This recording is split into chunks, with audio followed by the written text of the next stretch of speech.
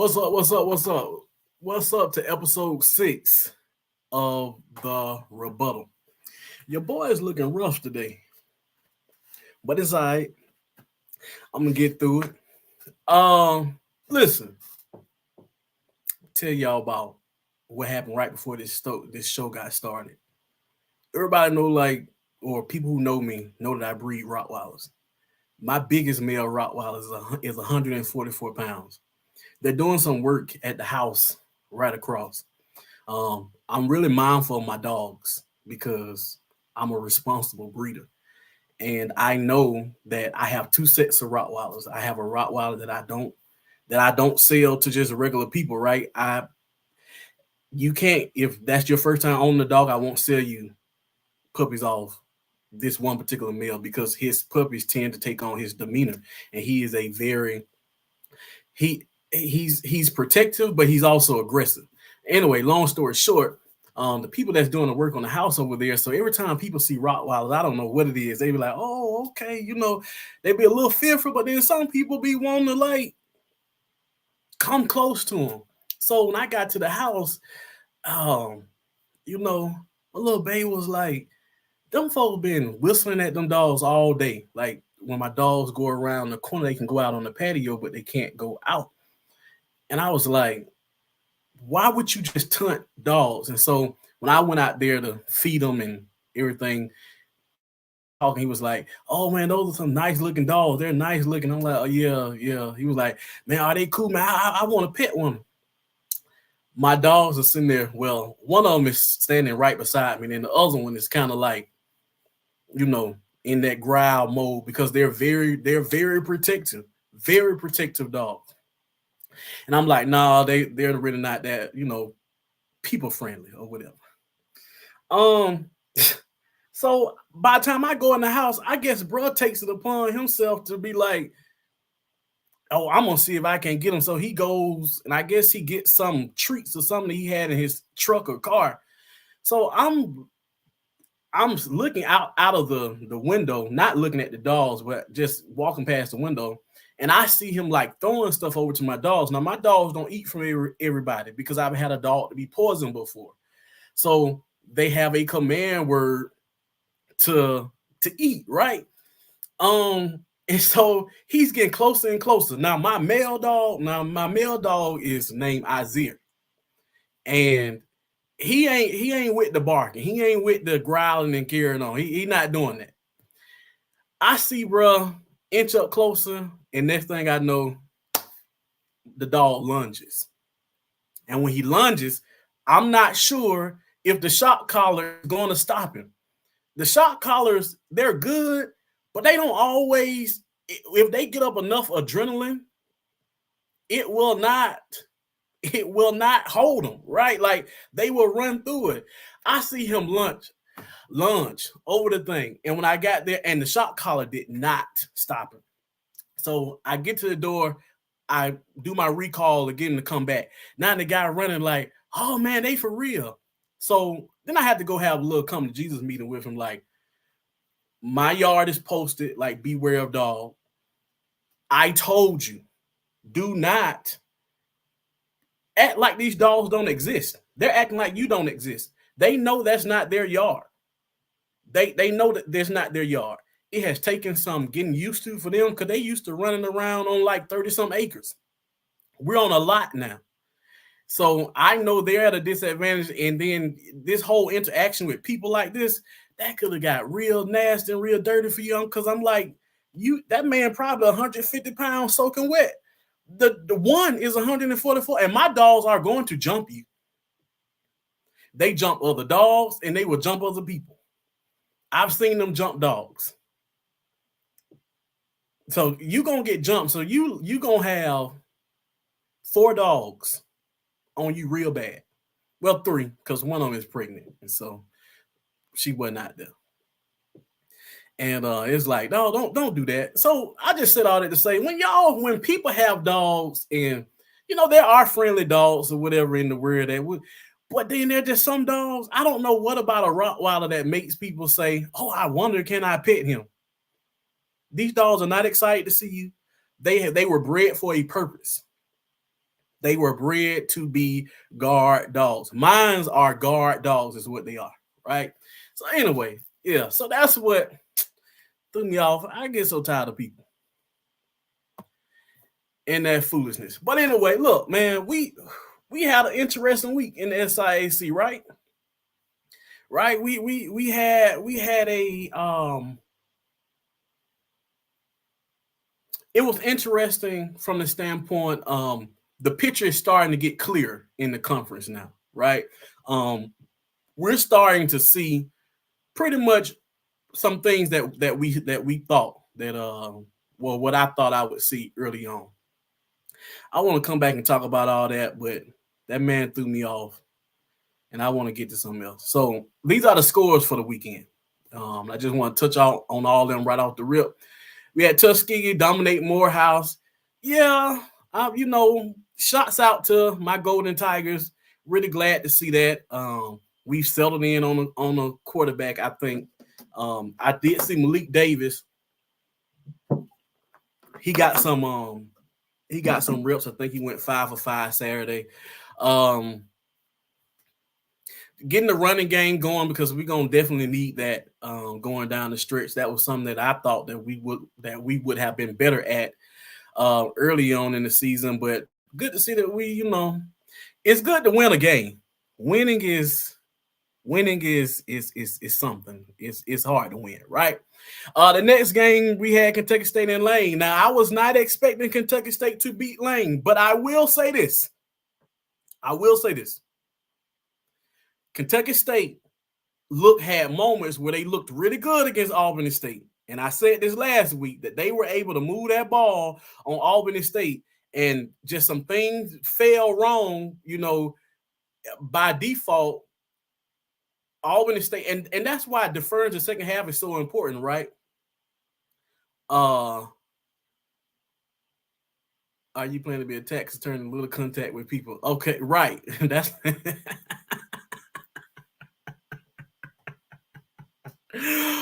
oh man, I'm still on the fence about that. I'm going to law school for public policy purposes. But anyway,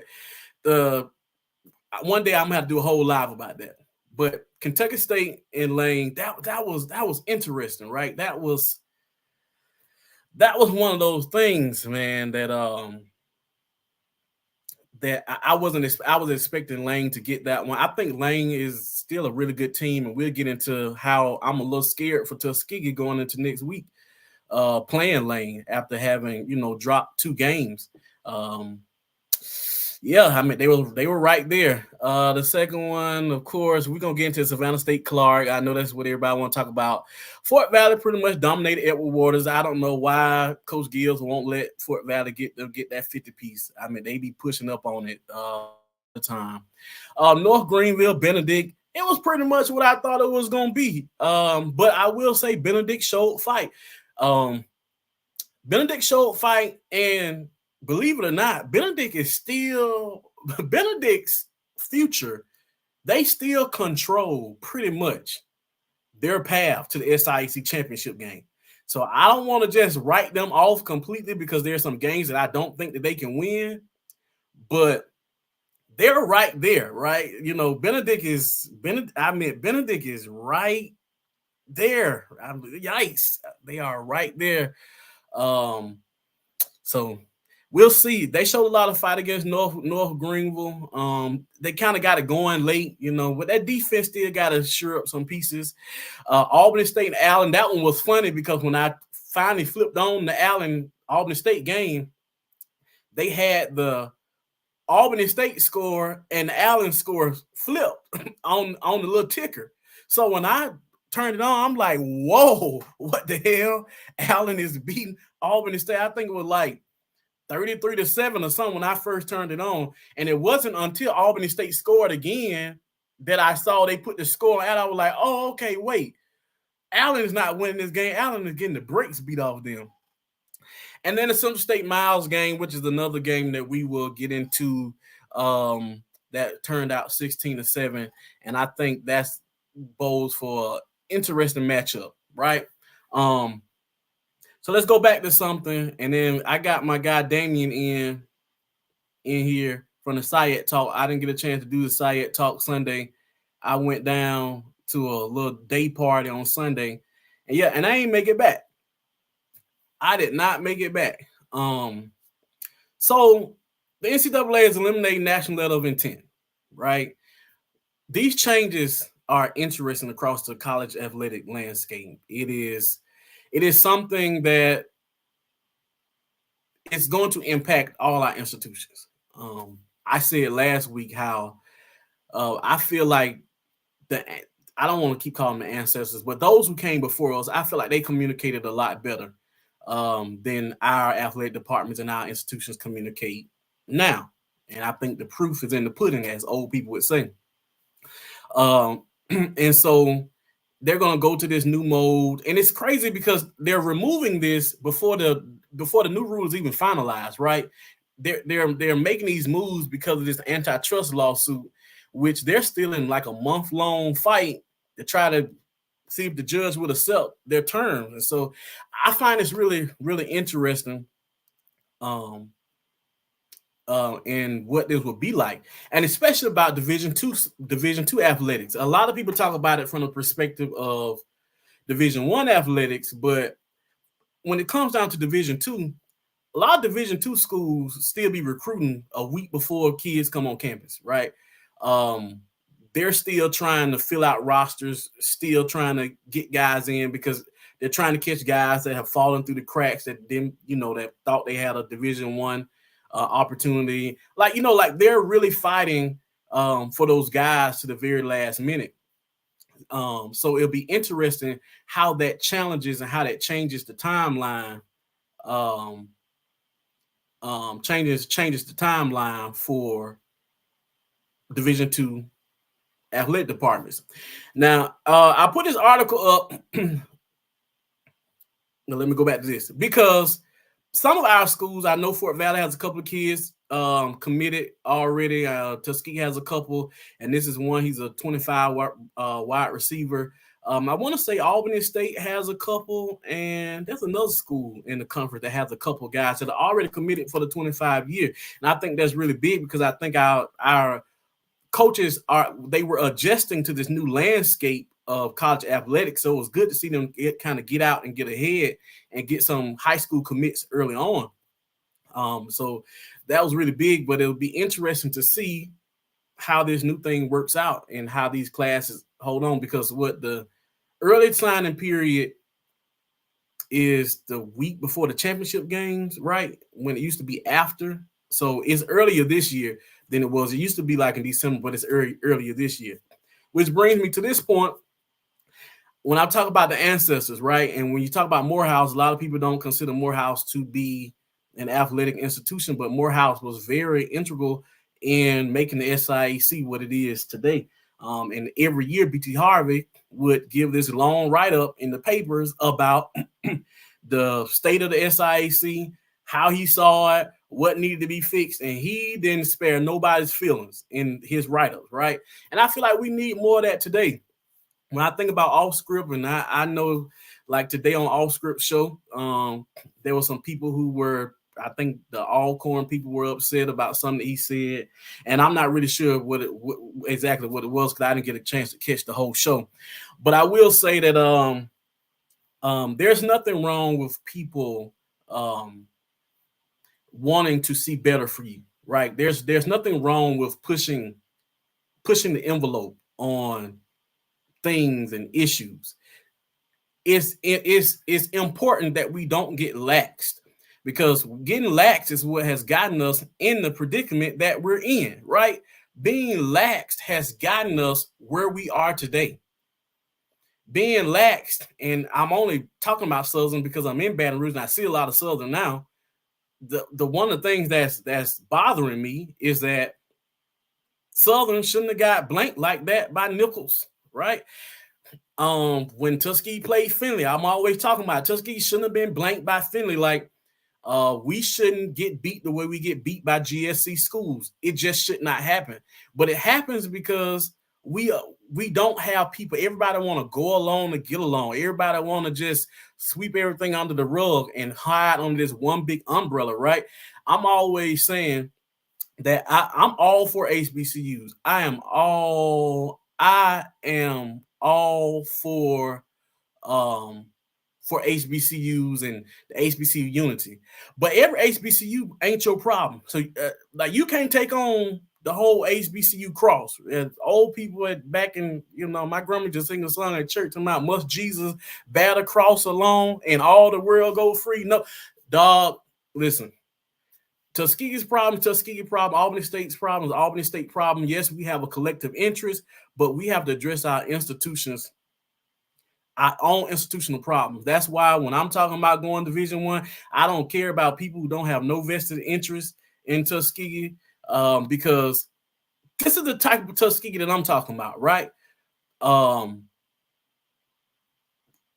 the NFL is shopping around for places to play NFL games, you're talking about in 1929, Tuskegee was setting up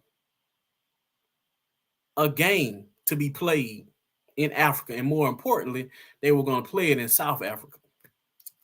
That's a whole nother story. And there's a few more schools that got, I think Lemoyne they were invited to play as well. I think they were invited to play to Hawaii. And so, like, you're talking about in 1929, our ancestors were outthinking us. They were surpassing us. Their ideas, and they thought so big, right? They thought so big of our athletic departments that in 1929, and not to just do a bunch of history lesson, I'm sure we all understand the Great Depression. If you listen to your history classes, we're talking about in the midst of everybody is falling apart, our institutions had big ideas. They had big dreams. We had a live mascot in 1923. We've actually had two. And I just recently uncovered that Tuskegee had two mascots because the Montgomery Zoo actually gave Tuskegee their second Tiger Cub. And I need to find a picture I found a picture of our first one, but I have yet to find a picture of the second one. I don't know what eventually happened to the second one, but maybe they turned it down. I'm not sure. But I'm talking about our institution thought big. When we talk about what other coaches get to go to other schools, these folks were buying. Y'all see that Chevrolet that they bought Cleve Abbott at Tuskegee? Our institutions, when we talk about struggling, straining, piecing together, they were more innovative than us. They did not allow the struggles. You're not telling me that the 1929 struggles of Tuskegee were less than the 2024 struggles of Tuskegee. Them people just went to work. We got too many people in positions that don't want to work. They're just there. And they get to hide behind this cloak of, oh, we don't have the resources that everybody else have. We don't have. I'm going to say this. Y'all can get tired of me saying this. I'm going to say this every time that I'm on the show. I'm going to say this every time that I get on the show. Lack of resources is not an excuse for lack of innovation. It's just not an excuse. That's the cloak that people hide behind. But that's my spiel for that.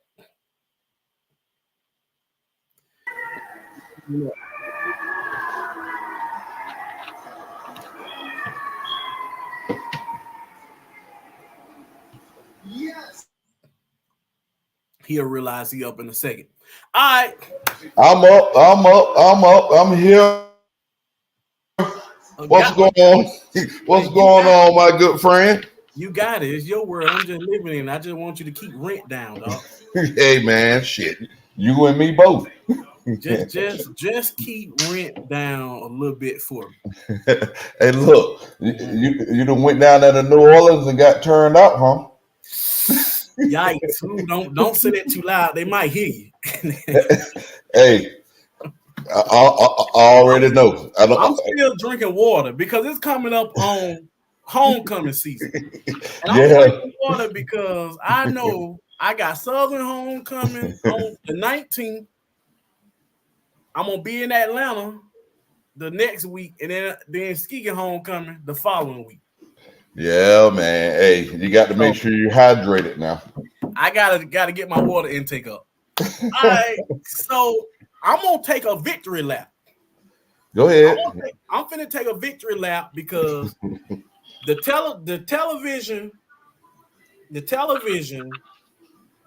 did not have that Albany State Miles game. They did when not. They released it. They did not have the Miles game. I said some earlier in the week. The conference tweeted me back and said, "Oh, it don't come out the Wednesday. Y'all put that out at the beginning of the season, but go off. Go off. You put the television schedule out at the beginning of the week." But I'm going to take my victory lap because I said that the conference needed to hire somebody with a TV background. We had talked about this in the SIAC talk before. Company needed to hire somebody with a TV background or at least somebody who understands the storylines because there was no reason that the Albany State Miles game was not on ESPN Plus. Okay. There was just no reason for it not to be on one of the TV outlets. It's very much needed. You gotta let me see if I can flip to this. When it comes down to Albany State has been, I want to make sure I got the exact number. I can tell you what, while you flipping through what you're looking for, there is a very, very, very big game Saturday. That game that has playoff implications. That game's going to have implications on who can make it to the championship game. That game has very, very, very big implications.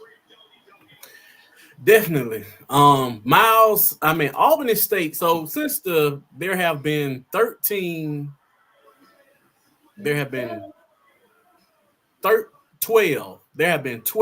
SIAC championship games because the 2020 season we didn't have a season because of COVID. So we've had 12 championship games. Albany State has been in 9 of those 12 championship games. Mm-hmm. So you can't even spell SIAC championship without Albany State. Now they've only won 2, but they've been there. 12. 2 of the 9, but they've been in 9. Okay? But they've been there. They've been there. That's all that matters, is that they have been there. And so the other component to that is Miles has probably been in the last, outside of these 2 years of Benedict. Look, Miles was in 5, was in 4. Then you get to the other component. We take Ruffin, then Ruffin comes to Tuskegee, he gets in another one because he takes Tuskegee that 2022 season. So you can't spell SIAC championship without Ruffin, Miles, Tuskegee, and Albany State. Them 4 you can't spell it. Now Fort Valley snuck in there 2 years. They snuck in there the 2017 year, and they snuck in there, I want to say, the 2015 year. And somehow, by the grace of God, Kentucky State got in there with a losing record. And I don't even want to talk about that because that pisses me off every time I think about it. That was, but that 18, that was 17, 18. Kentucky State made it. Absolutely. So I decided I was going to title this show, Dear Miles. Okay? Dear Miles. I am a Sam Shade fan, right? I am a fan of Sam Shade. I feel like last year I felt like it was their year. I still say it was their year last year. I don't know how in the hell Miles got down to Albany State and forgot how to play football last season. I don't know. I am solid in saying this. I will die on this hill. Miles was the second best team in the conference last season, and they were not that far away from Albany, from Benedict. They were Yeah, the only team to give Benedict any trouble. I was mad because they didn't finish the game against Benedict. You had the lead with a minute and something left in the game, and you still let them drive the ball down the field and take the lead and score. So I'm mad that you lost that game. You were 4 points away from being 9-1, but you go down to Albany State. You know, I know the people say Klein Peter got hurt. Yeah, Klein Peter was out in the Benedict game. he was. Cam damn near beat Benedict. So that was no excuse. They said they was a little sick on the defense. Yeah, but you weren't sick enough to give up 48 points on to Albany State last season. Now, I said all that to say this. This year's Miles is not last year's Miles. No, sir. Not by a long shot. No, sir. Miles, go ahead, Kendrick. Oh, go ahead. You know, Miles' defense is going to come and play ball. That's what they're going to do. Can they generate enough offense? Albany offense right now is humming, but you can score points on Albany. This is not the dirty blue defense. This is not the dirty blue defense of old with Coach Gabe and Coach Mike White. This is not the dirty blue defense. Can Miles generate enough offense to beat Albany? Because Noah's going to throw that ball around. Yeah. So Miles hasn't beaten Albany since 2019. And it hadn't even been close. They got smoked 2021, 31-3. Got smoked in the championship game again, 31-0. They got beat in 22, 20-3, and they got beat last year, 48-7. It's been rough sledding for Morehouse. And to your point, the question mark for me is the dirty blue defense. You go back, I think when we saw them in that Shaw game, it's like, ooh, that defense is. Then you saw Kentucky State be able to move the ball on them, and you're like, what is this? Now, what I want people to say, because I'm on a podcast with the guys who are doing the ESPN game, who called the ESPN game Saturday with Todd and I forgot the other man's name. So I'm gonna be on somebody's radio station with them tomorrow. And I already know them guys, and you know, like they're good guys, and they gonna pull up these stat sheets, and this is what people are gonna talk about. Because if you pull the stats up, it's gonna show Albany State as the number one defense. Now these conference only stats. I don't look at overall stats because them out of conference games piss me off. So these are I only look at conference only stats in conference because we talking about conference play now. The problem that with Albany State is they have not met one of the more proficient offenses in the conference.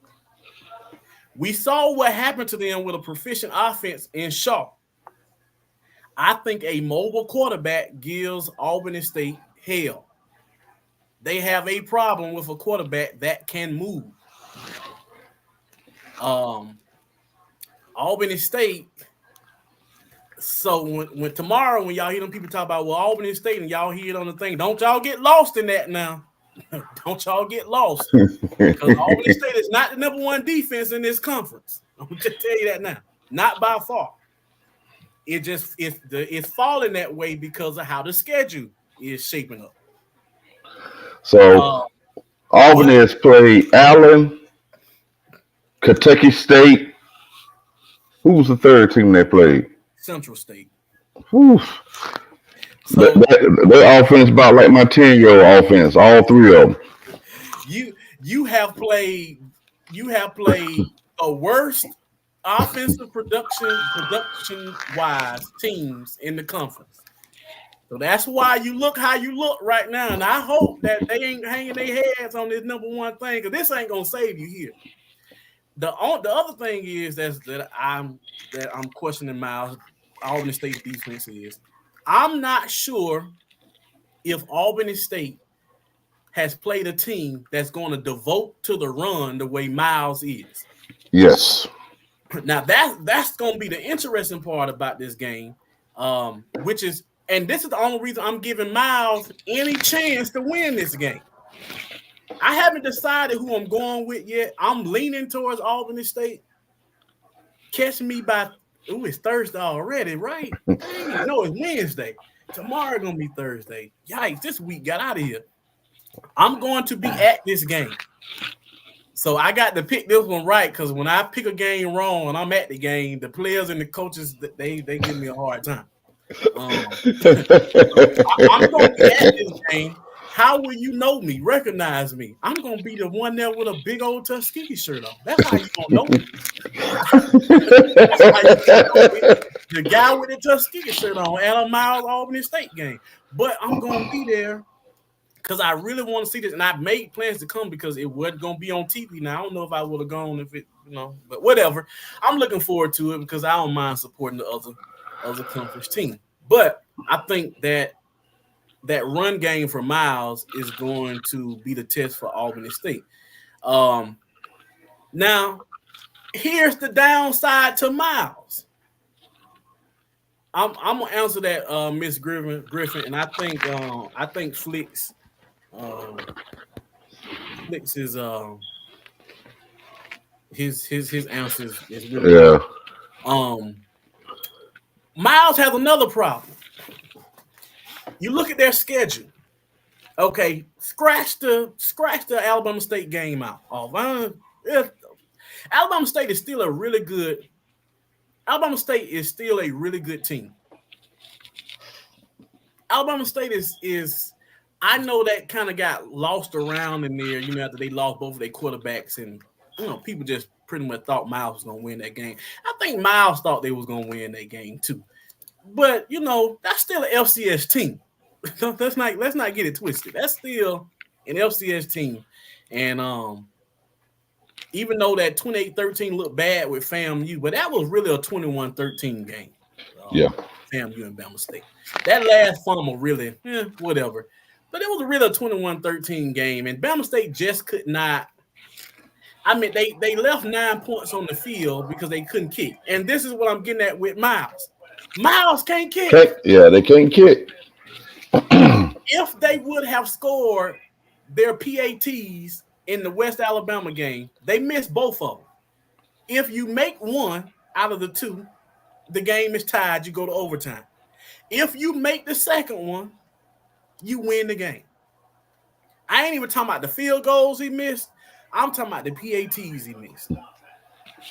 You lost that game because you had an opportunity. You score 6, you missed it. You score 6 again, you miss it. You would have 17-16. That would have been a win. And that game looks really good. West Alabama has been on a rampage on teams. I really would have liked to see how they fared with Valdosta State, but the storm made that game postpone. I mean, they beat West Florida. That's big. Yep. And so for Miles to play them like that, I mean, Miles has been the only defense that has held them thus far. Yeah. Which further goes on to talk about how good that Miles defense really is. It's the offense that I'm concerned. The kicking game and the offense that I'm a little concerned about going forward. So you look at their games, man. Kendrick, this is the thing.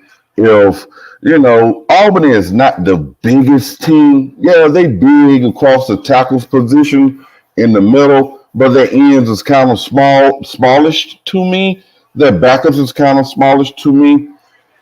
If Miles decide to come out and say, you know what, let's control the clock and let's run this ball, I think that they can wear Albany down as the game goes on. There's no way that they can win in a shootout. There's no way Miles can win in a shootout.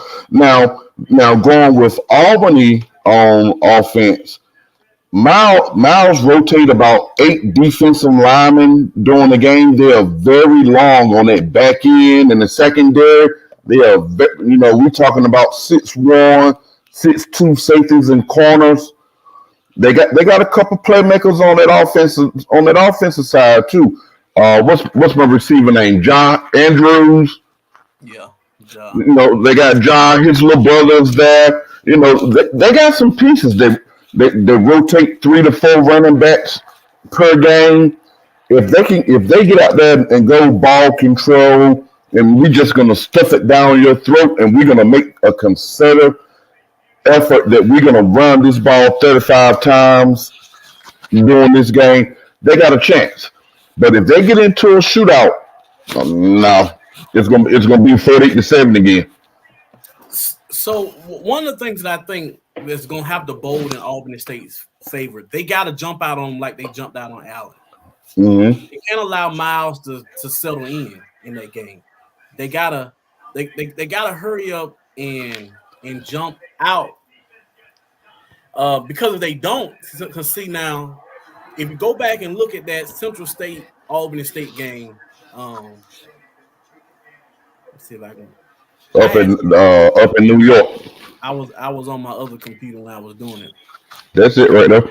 If you go back and look at this game, so Central State is interesting, and we're gonna talk about that when we get to that Clark game. Central State run a lot of 3-man fronts, and it's an interesting defense. They're really aggressive.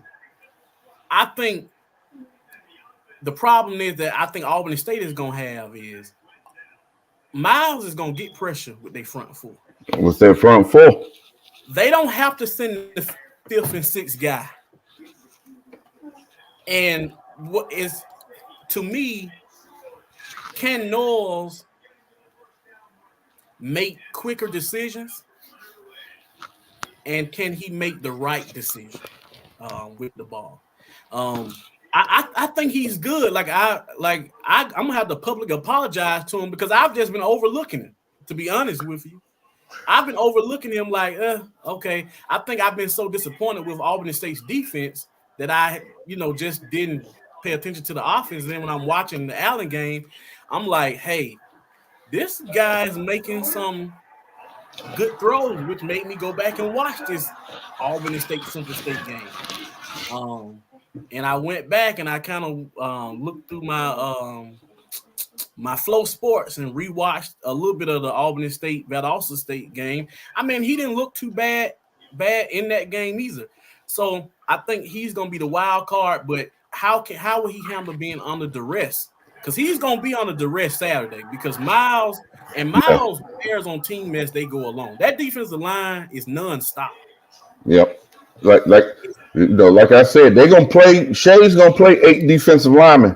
You got to understand, Shay's an NFL coach out of Alabama for college. Shay's gonna play 8 defensive linemen. He's gonna rotate them in. He's gonna play 8. They usually with Miles. It's a 4-man front. Sometimes they'll want one of them linebackers down to make it look like a 5-man front. They really don't blitz unless they absolutely have to. They get good pressure out of that front 4. Fritz, I see what you're saying about the kid from Albany. Young kid ain't bad. They been making a point to go to run him a little bit more over the past couple of weeks. And they're going to need him. Now, Blue Jacket said this, and I agree, Blue Jacket, and I really want to get into this when we get to talking about how Clark can manage this Central State game. He said against Central's defense, use the tight end to come back to 3-man defense in front. If you look at this screen, look at this space that 3-man front gives you. Okay. Yep. Now, this is jumping ahead. David Wright is going to kill Central State with this amount of space. Yep. Now the problem is Cam is not the fastest guy, but I don't even know when I look at that game. I'm a little confused at Miles' offense. I think I'm disappointed with the lack of creativity a little bit because they have a hell of a tight end. But they use him kind of, I don't know whether coaches don't understand that their scheme gets predictable. I can almost tell when they're trying to get the ball to Abner. It's just little signs that they're giving away. If you watch enough film, you're like, oh, okay, well, we know what this is. Like Yeah. all of the Central State's defense, I know when they finna blitz 43. Every third down, you're gonna send him on the backside. You're too predictable. Yeah, I mean, I'm a little confused, but this space right here, that's gonna kill you if somebody use their tight end or with the speed of David and the type of concepts that Keeping Clark, runs. they're gonna kill that space. So I really hope that they're adjusting to that because they get that much space. David Wright might make up and be able to take back the first place in passing yards for in Division II. Flick say they got the 2011 Alabama offense. Yeah, they do. Straight. Yes, they do. That's Straight. exactly what it is. Yep, straight smash mouth. And we can play field position, and sooner or later we're gonna get the ball on the other team's 40, and we can go 40 yards. We can go ahead, Kendrick. Because to me, even with Abner, the tight end, I'm a little confused why you're not consistently having him for him to be eligible to catch the ball, right? In the lineup. Give that defense something else to think about. Like, they need to be able to think that because once they call out he's eligible or not eligible, you're allowing them not to have to even be concerned with him. He's too much of a weapon for not every play. They should be concerned whether he's finna crash in on these 3 yards and flip out here. They need to be concerned. He needs to be, the defensive coordinator needs to always have to be concerned about where 13 is on that field and not allowing people to just zero in on one, which is Ja. Like I don't like that, right? Yeah, and we always talk about how we don't use our tight ends in the conference. He's one that needs to be used. He got good hands, good speed, and good size. Good size. It's like they play him as an H back and won't throw on the ball. All he's gonna do is just lead the sweep. Because I'm confused as to what linebacker can cover him in space. Nobody. What you don't have one. 13 in space, dog. It's not hard. I'm over the conference. Like, nobody. Now, I'm finna go way back in the stat. Morehouse had a tight end 1 year. And that was that year they beat us in class before we went to Birmingham. You talking about the Gooden kids. About 6'4", can really run. Yeah. That joker there, I mean, he gave people in this conference hell, okay? And Abner, to me, is the same type of weapon. Yeah. He's the same type of weapon. Okay, so let's like compare it to the Sparks kid, the Gentry kid at Fort Valley. To Fort Valley, I'm not sure if his hands are that good. Yeah. Abner hands is good. We know he can catch the ball now. Yeah. Gentry at Fort Valley, he just violent. He wants hands. Oh yeah. He'll knock you in the next week now. If you catch him coming across on a trap block, he get ready to knock you in the next week now. He is leveling defensive ends. I'm telling you. And they can have whatever yard they want when he comes because I'm not taking that lick. Yeah. Coach, I read it wrong. I crashed in because I am not. I'm not taking that at all. But the Abner kid, even when they played Benedict last year, he gave what's my boy at Benedict last year, the safety that you always had to find, Kirkpatrick. Oh yeah, Oh shit, he gave Kirkpatrick hell last year. And that's the thing, like, so in like that Benedict defense, that star position or whatever their language is. Okay, everybody use different language, but I am a fan of giving, like this post said right here, Blue Jacket said, it's always open against most HBCU defenses. Give him a job. Defenses need to have to think about the tight end. I've preached that for a long time, so I ain't even gonna go on my rant about tight ends and how I've watched us get beat in out of conference play. Out of conference play year after year after year because West Alabama, West Georgia would throw to the tight end. The tight end would end up leading the team in receptions that game against any HBCU. Against any of they have Six. big time days, okay, against us. That's why I don't like North Greenville, because that year we went to North Greenville, we took a damn good team to North Greenville, okay. I really thought that we were primed to make a run. We went up there and smacked North Alabama in their mouth. Went to North Greenville the second round. 4 straight drives. They hit the tight end. Drives, okay.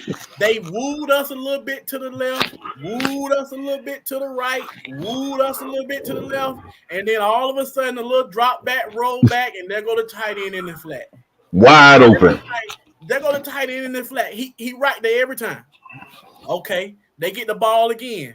Oh, they woo us to the left. Okay. The defense just you can't run them. You're not gonna run them. You know how our defense get it when they string a play out. Not today, they run it back to the left again. Okay. They get you going to the left, The quarterback, he come out, he roll out, you spin around, and there go the tight end right there again. Wide open. Man, they love fight song, Flight of the Bumblebee, whatever they be playing over there. Down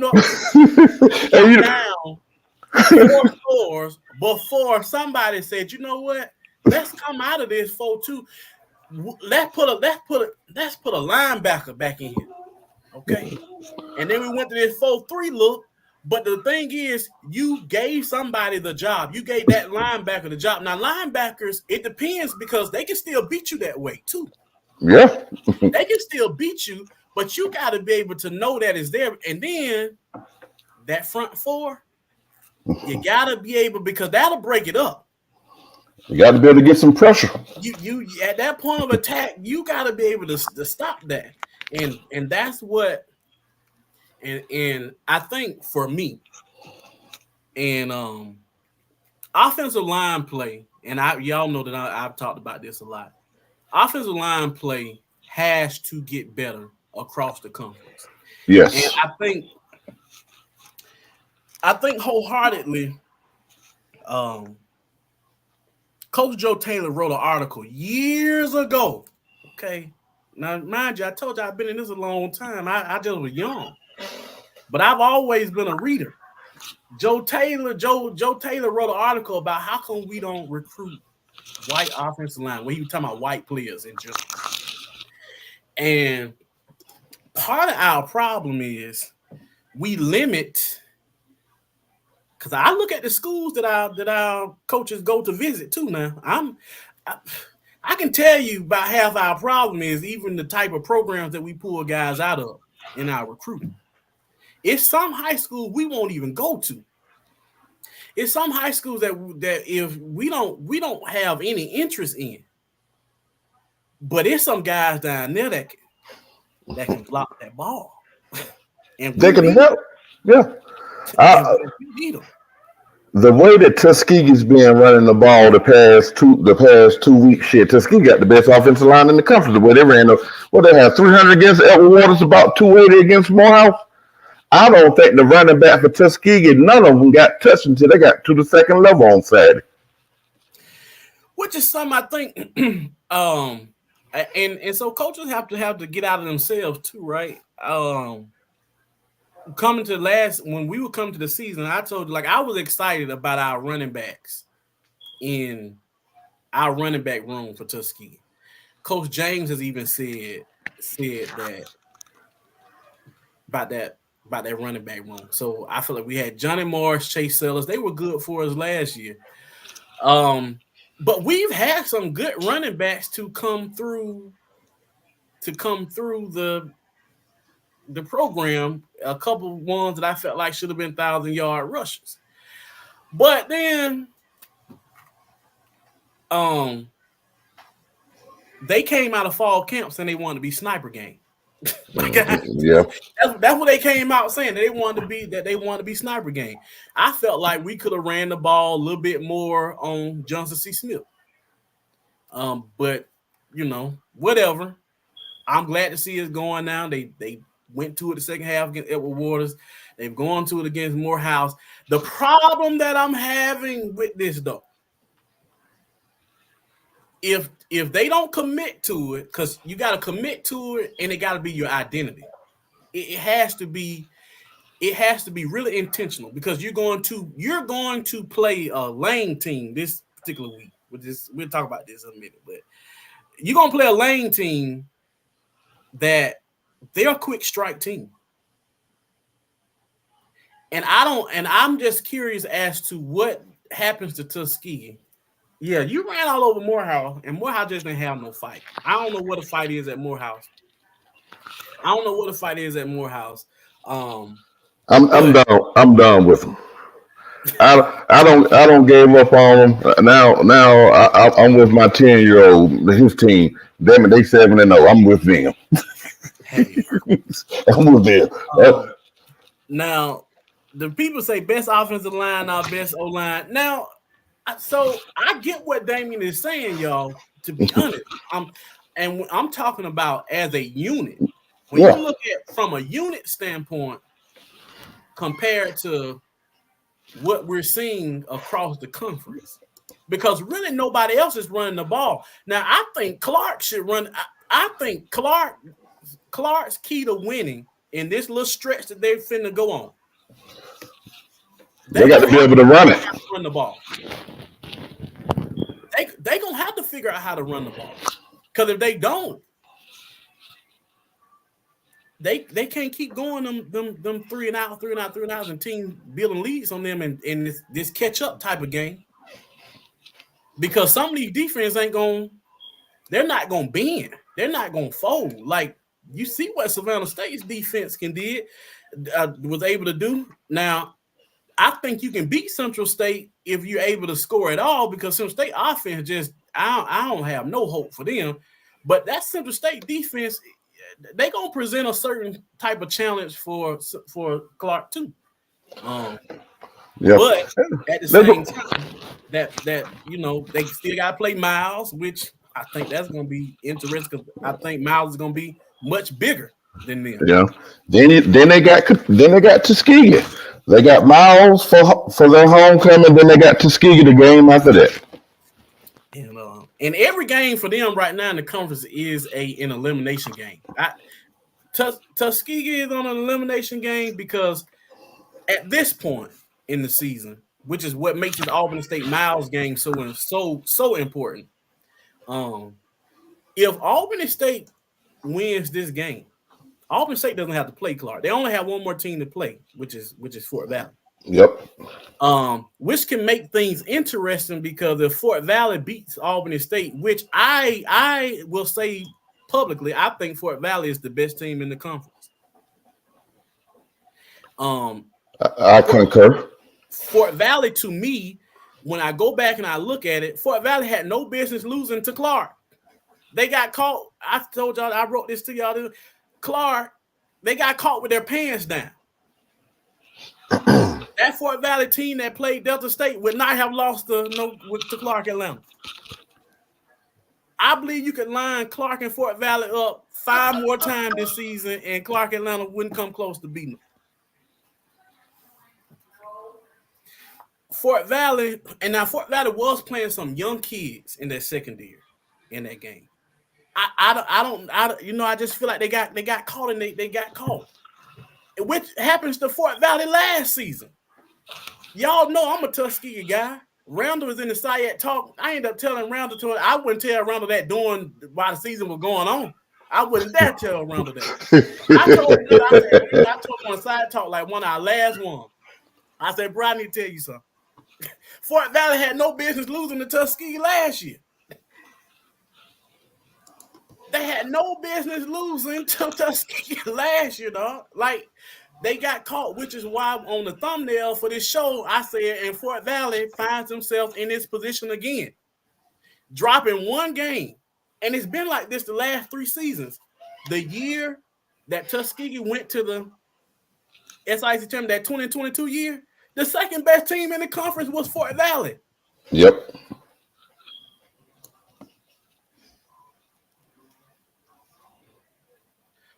Miss Griffin said Bethune-Cookman got called too. Bethune-Cookman just bad. Yeah, they terrible. They just bad. I don't even. They might be a middle of the road team in the SIAC. Hey, I see Miss Griffin know her football now. Bethune-Cookman just bad the way that Clark Atlanta cooked them. I would just look. I don't even know. And then the scores that Bethune-Cookman scored is because Clark Atlanta set them up. Yeah. You on the 3-yard line, you throw a pick six, and like they basically gave them 14, 17 points. They gave that to them. Clark Atlanta really could have ran away with that game if they hadn't they would have played ball from the jump street. I don't know what to say about Bethune-Cookman. That one folks saying Bethune-Cookman might sneak up and beat A&M this week. Hell, no. A&M, baby, I'll right. I don't even, and y'all know I don't mess with A&M like that. But I would, hey, yeah, y'all gonna send them away. Yeah, program like that. and our founder, well, our first principal and their founder were mortal enemies. Okay. Booker T and William Harper Council, they ain't get along at all.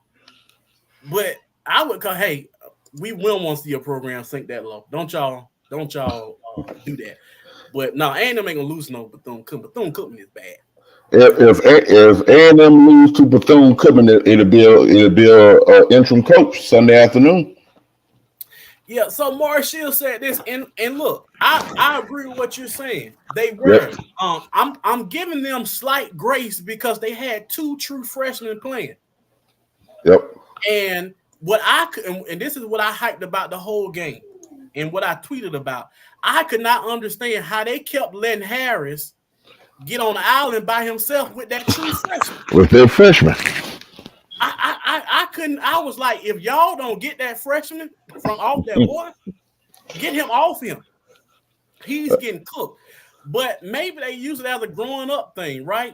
Because they had to grow up at some point. But I felt like there was some things that Fort Valley should have done that secondary, which it goes back to, I'm just one of the ones that believe that Fort Valley got caught with their pants down against Clark in that first game. Yeah, by the time Fort Valley got that freshman off of hell, they was already in catch-up mode then. But they were down, 35-17? They was in catch-up mode then. Now, I'm going to say this about Knowles, and we're going to get off the Albany State. He is number 1 in the conference in efficiency right now. He's 2 touchdowns behind David Wright, so he's 6th in passing touchdowns. So he's doing his thing. Only problem that I have with him is when they throw that ball up. Is when he decides that he just want to toss that ball up, I'd be a little confused. And the problem is that long secondary for Miles, if he toss that ball up, they're gonna get it. They long. So my word of advice to you, young man, don't just throw that ball up there and just say, "Oh, my guy's gonna go get it," because they're not going to get it. They're not gonna get it. Yeah, we talked about Miles' offense. So I know the people really want to get into this because this is what the folk came for the show this week. This is what they really want to talk about. Yeah, let's talk about it. Is the CAU run over? I have said from the very beginning, Damon. You said they're a 5-win team. I did not have them beating Fort Valley. That was the first one. I did not have them beating Bethune-Cookman. I had them beating Florida Memorial, but that was the tie. That was the win that I had for them. Mm-hmm. So this is the thing. There are a lot of sometimes matchups, right, are very important. And I felt like how the matchups feel versus what these teams look like have fallen in the favor of Clark. They have fallen in. They have fallen in favor of Clark Atlanta. But I always just felt like at some point their defense was gonna have to prove to me their defense was gonna have to grow up. My first thing was that my first red flag about that defense for Clark Atlanta was when they allowed Florida Memorial to throw the ball all across the field, and Florida Memorial is not a passing team. Florida Memorial is a run-first team. But Florida Memorial was tossing that ball around. They were going, hey, look, Florida Memorial tested all 100, all 53 and a half now. Whew, listen. I don't know. I said this on another show. I said, I don't know if I'm relieved that game ended because of weather, or happy. I don't know. I don't know whether I'm happy for Clark or relieved for Clark that game.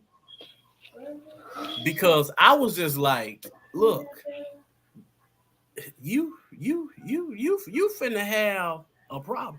Yeah, they did run on too, but the majority of yards came through the air. Mm-hmm. Something which is not common for them. And so that let me know, like, to test the DBs out. Which brings me to this conversation, this Central State conversation. Let's wait a minute. Let's go over. Let me show you something about this Central State. Yeah, go ahead. They play sheet. Central State didn't have long sustained drives. There was no long drive. There was one long drive, and I'm gonna tell you, I feel like that's the drive that killed Clark. That 7-minute drive in the third quarter. That's what really took Clark right on up out of the game, because you're down 14, you get back down 14 points, which I always say this 14 points is the magical number for Clark Atlanta. But then you start rushing against the time, but you're rushing against the time on a better defense. I said last week, in my opinion, Savannah State was going to be the best defense that Clark Atlanta had faced thus far this season. I don't know what more I can say about that, but Savannah State just, and I talked about now, their offense coordinator, I'm going to give their offense coordinator a shout out. Nick wrote me. Nick said I didn't give him no credit for that Tuskegee game. Now, Nick, I'm going to go back and watch it just for you, just because you my boy. I'm going to go back and watch it because I watched it there. And so maybe I need to rewatch it. But what I'm going to say is we gave y'all the game. Okay? Because you take the lead off our mistakes. If we punt the ball 30 yards down the field, I don't think you score. We get the ball again and we punt the ball 10 yards this time. If we get that ball 30 yards down the field, I don't think you score. Bro, you know where you're from? That's just I don't think you score. And I think we get out of the Savannah State game with a win. But look, this Savannah State scored on big plays against Clark. Yes. They had almost 200 yards rushing. They broke that big run. I forgot the running back name. Like they broke some big plays on Clark Atlanta to score. But my problem is not that game, because to me, you broke some big plays. Okay, you can go back. You can fix that. I think you got an offense that can work around big plays. But the problem is you can't get so far down. What's going to happen when you go against a methodical offense? What's going to happen when you go against offense? Yeah, you start letting of course, they don't play Albany State. But if you mess around and catch a lethal offense, which we saw this happen. Remember the first 14 points Fort Valley scored on Clark? Yeah. It was like that. Then Fort Valley just kind of relaxed on them. Yeah. Fort Valley said this is the same old Clark. It's the same old Clark, and they got too relaxed and they got caught. They got caught. I'm telling y'all, Fort Valley got caught. Okay, that was a body, which means to me, Teddy Keaton has already overachieved at Clark in his first year. This is no knock against Teddy Keaton about where I think that because I'm the one that's saying he has won Coach of the Year already. I don't care if he don't win another game. I think it's Coach of the Year for Teddy Keaton already. To go into a program that hadn't won a game in 2 seasons? Yeah, 2 seasons. They won the past 2 years. They was 0-20, and the year before that they was 1-9. So I mean, you go somewhere, and if he wins 5 games, he ties for the most wins of a first-year coach in Clark's history. If he gets to 6, he breaks that record. I think he can get to 6. I had him at 5. I think he can get to 6. Because I really think they can beat Central State, but that defense is going to have to show up. That defense is just going to have to show up for Clark. Like, they're going to have to man up. LC Cole is going to have to get him another one on speed. You can't play for me right now. Yeah. Now, I'm going to say this. Clark let a good linebacker get away. they let a good linebacker get away. I ain't even gonna get into that, but I don't know. I don't know. That defense, I call them bendable because they are. But now you're going against. They got a man up Saturday. They have to man up Saturday. Central State is not good at all. Their offense is not good. Kendrick, pull back up that defensive chart that you had up earlier with the conference defensive chart where we had Albany leading. Is Clark giving up roughly 32 points a game since conference started? Clark's giving up 32 points a game. Yikes. In the conference. Nope. And it's really nobody in the conference that besides Clark that have, in my opinion, that has that explosive type offense. Yes, Tuskegee when they run the ball, when Tuskegee run the ball, it's a good offense. Now, if Tuskegee want to be 70% pass and 30% run, that's a bad offense. But when Tuskegee 70% run, 30% pass, that's a good offense. Fort Valley has a good offense. But everybody else, it's hit or miss. Albany's offense is decent. But everybody else is hit or miss. Central State is giving up 15 points. It's giving up 15 points in conference play.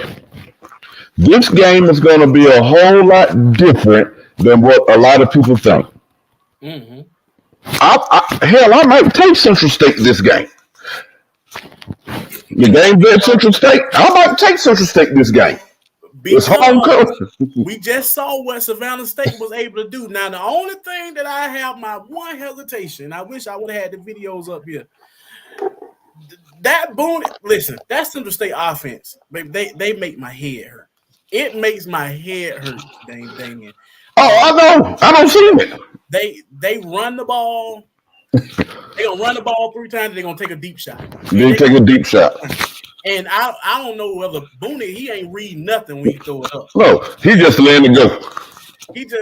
And I'm like, no, that's not gonna cut it. At least with Savannah State, I knew that Savannah State had weapons on the perimeter, right? They had weapons. They got the what the kid name is? It Bill? DeJuan Bill?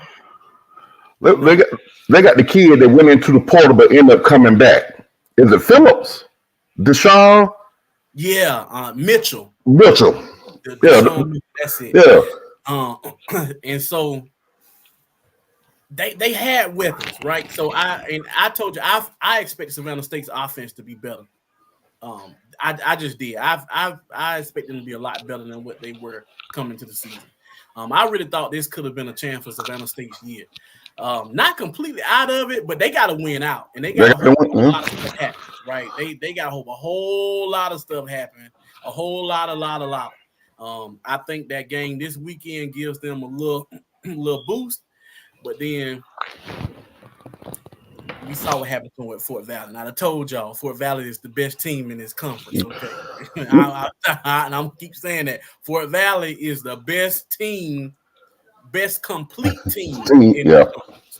Now, Kendrick, let's think about this, Kendrick. Central State went down to Savannah and beat Savannah 14-3. They gave up 3 points to Savannah. 3. Clark gives up 35 to Savannah. I don't want to. And they got to go to Wilberforce. And you got to go to Ohio. And they got to go to Wilberforce. I am deeply concerned. Okay, I am concerned for the. I like this hype around. To be honest with you, I'm gonna tell you, I want to be selfish. I wanted Clark Atlanta to win all the way till they got to us, and then we ruined they little surprise. I wanted that because I wanted to mess with Keith. That's what I wanted personally. From a football perspective, I told you I thought they were a 5-win team. I felt like they got the win over Fort Valley, which was okay, you've overachieved. You caught them slipping, you got them. You turn around, you tied with Florida Memorial, you beat Bethune-Cookman. Who else they beat? They beat Allen. And you look at what Albany State just did to Allen. You look at what Miles did to Allen, and you talk about this Allen team. Clark caught hell trying to get out of that Allen game. But Clark's problem is it may not be this game, but when they get to Miles, when they get to Tuskegee, they're not going to be able to continue to get down against teams with solid defenses. That's not going to work to get down 14 points. They're going to have to decide to play football from the very beginning. If Clark Atlanta gets up on the team, I think it's lights out for that team. Because there is a switch to Clark's offense that is at times there's nothing you can do. I saw David Wright make some throws even Saturday that was like, yeah, ain't nothing you can do about it. Ain't nothing you can do about it. And another thing is too, do we get good David or do we get bad David? Do we get David that completes 55% of his passes? Or do we get David that completes 7% of his passes? I tell you what, David, when you go up there and you and your pre-snap read, when Central State give you that look and 43, he's coming. That right shoulder in a little bit, he coming for you, dog. Okay, I don't know why ain't nobody told. He's coming for you. They gonna send him wide open every time. Like it ain't they on this guy. Let me see if I can. I think I got a picture of that. Bruh is coming every single time. We're gonna have good weather in Wilberforce this weekend. Supposed to be about 75. All right. You see that look right there? He coming. Watch film, Dave. If you see that look right there, you see how he look. He ain't paying no attention. He looking dead at you. He's coming. You better put you something. Yeah. You better slide that protection because he's coming. He coming. And they do send, and I think they're gonna test Clark's offensive line out real early. Yeah. Because they send multiple blitzes with that 3-man front, and they come from all angles. You don't know where they come. You know where 43 coming from, but that second guy, when they bring 5, you don't know where he's coming from. You don't know if he's coming from the other edge, if he's coming up the middle, or if he's gonna come if you look at this picture here over the slot on the guy, he coming too. Just look at him. He's coming. That's why they got the safety on top of him. He's coming. So you don't know where they coming from. Now, if I'm Central State, let me see if I got this picture. I like this. Okay, so this look here that they're giving, they give some looks where they don't show. They're just kind of standing. They remind me of when Charlie Strong was defensive coordinator at Louisville. Sometimes they're just kind of stand around and not kind of let you. And I feel like that works better for them. I feel like they need to do more of that. They don't need to show it. Now they normally like the blitz off the blind side. Like that's their thing. And I've seen them just watching a little film on them. I've seen them, get out of it. When they see him slide protection there. So like he got the running back there. So they'll kind of get out of it. But when they give you that look, man, they don't mind.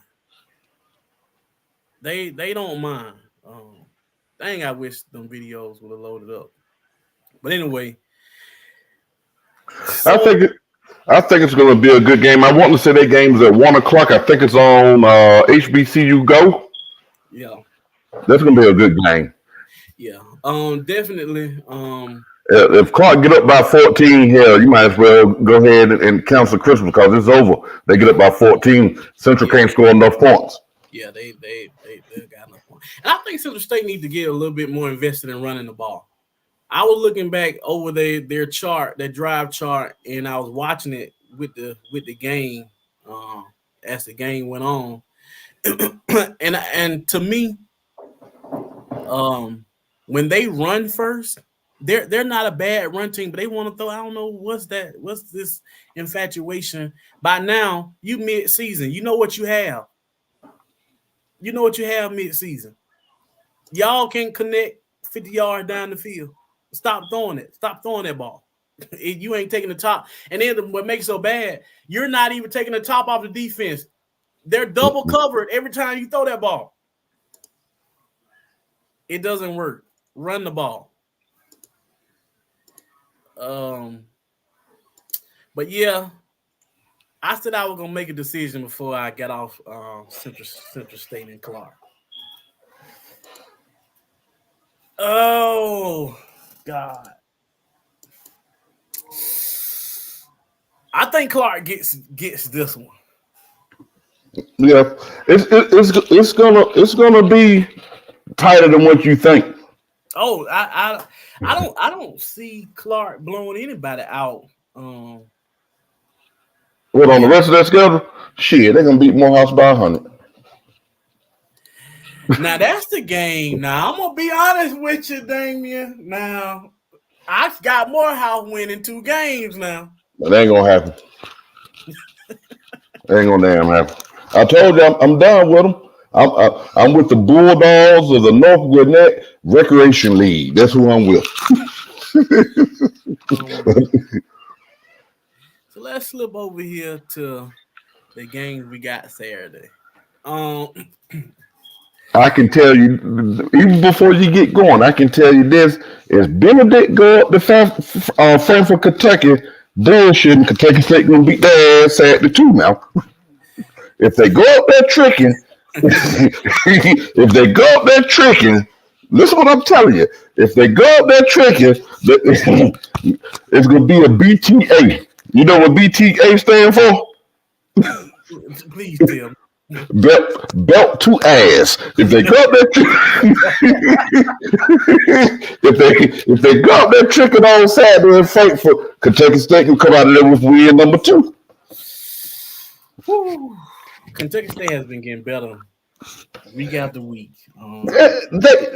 Kentucky State is not bad with Denham Johnson, and he got some weapons.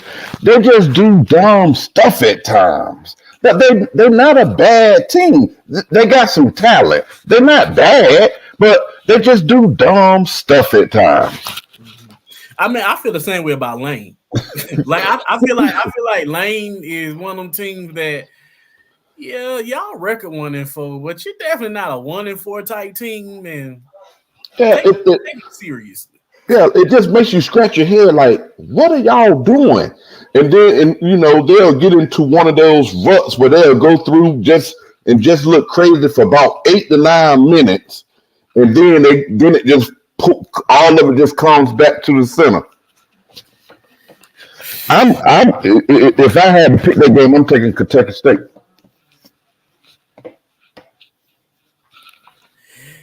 I hadn't quite decided on that one. I don't know. I don't know. That's a rough ride from Columbia to Frankfurt. I'm taking Kentucky State that game. I just can't put no faith in. I can't put faith in Kentucky State's defense. That's my problem. I cannot put faith in Kentucky State's defense. I don't know. Benedict had moments where they showed a little fight against North Greenville, and I don't know. This right here is the problem. Because North Greenville jumped out 28-0? Was it 28-0 when they jumped out on them? Mm-hmm. So I don't know if North Greenville put in the second and third team to get them some work. I don't know. From the first little bit of the game that I saw, like, ooh, this right here getting ready to be ugly. Yeah, they had no answer. Answer for North Greenville. I don't know. For the face of the conference, I'm gonna need Benedict to beat Kentucky State. And look, at Kentucky State is going to this game feeling good too, because Lane beat Benedict and we beat Lane, so we should be able to beat them. Kentucky State. I think it's gonna be a close game. I don't, it is what it is. Of course, everybody won't pay back on Benedict right now, so Benedict, they definitely got a target on their back. Yeah. So I ain't ready to pick that one yet. I'll pick it sometime before Saturday and let y'all know who I'm going. And Benedict ain't a bad team, but so they depend on that quarterback to do so much. Charles, I think his last name is Johnson. They depend on him to do so much. So their quarterback goal, man. It is what it is with them. Well, they ended up starting the white kid against Lane, and he was chopping Lane up. Then he got hurt, and we ain't heard from him since. So, and I will say in that Kentucky State game with Lane, Ike Brown was not available. So he didn't play. I think he got hurt the first game of last week and the previous week, and he ain't played this past weekend either. We gonna see. We got Fort Valley and Allen. Fort Valley.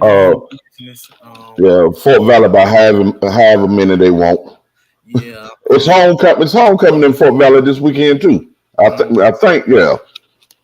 Fort Valley by however many they want. Then we got the Savannah State and the team from California. If Savannah State lose their game, they need to revoke their charter from the damn conference. You had the two Lincolns playing this past weekend. Lincoln, Missouri, they was on a 42-game losing streak, and they beat Lincoln, California by 18, 20, 21, something like that. So, Savannah State gets their third win in the season. Yeah. I want it to be a big time win too. Yeah. In the time that a team breaks a 42-game losing streak against you, we already know what you're talking about. I don't know how much money Savannah paying them to come out here. That's the only reason they coming. They getting paid. Now I see Blue Jacket saying Benedict is just a young team. Well, Blue Jacket, they got 85 transfers, so they can't be but so young. I wouldn't say they're a young team. I just would say that they're a team that haven't played a lot of football together. Yeah, so one of my things about Benedict, I feel like they was always going to be better on the back end. On the front end. I mean, and you see what they're trying to do.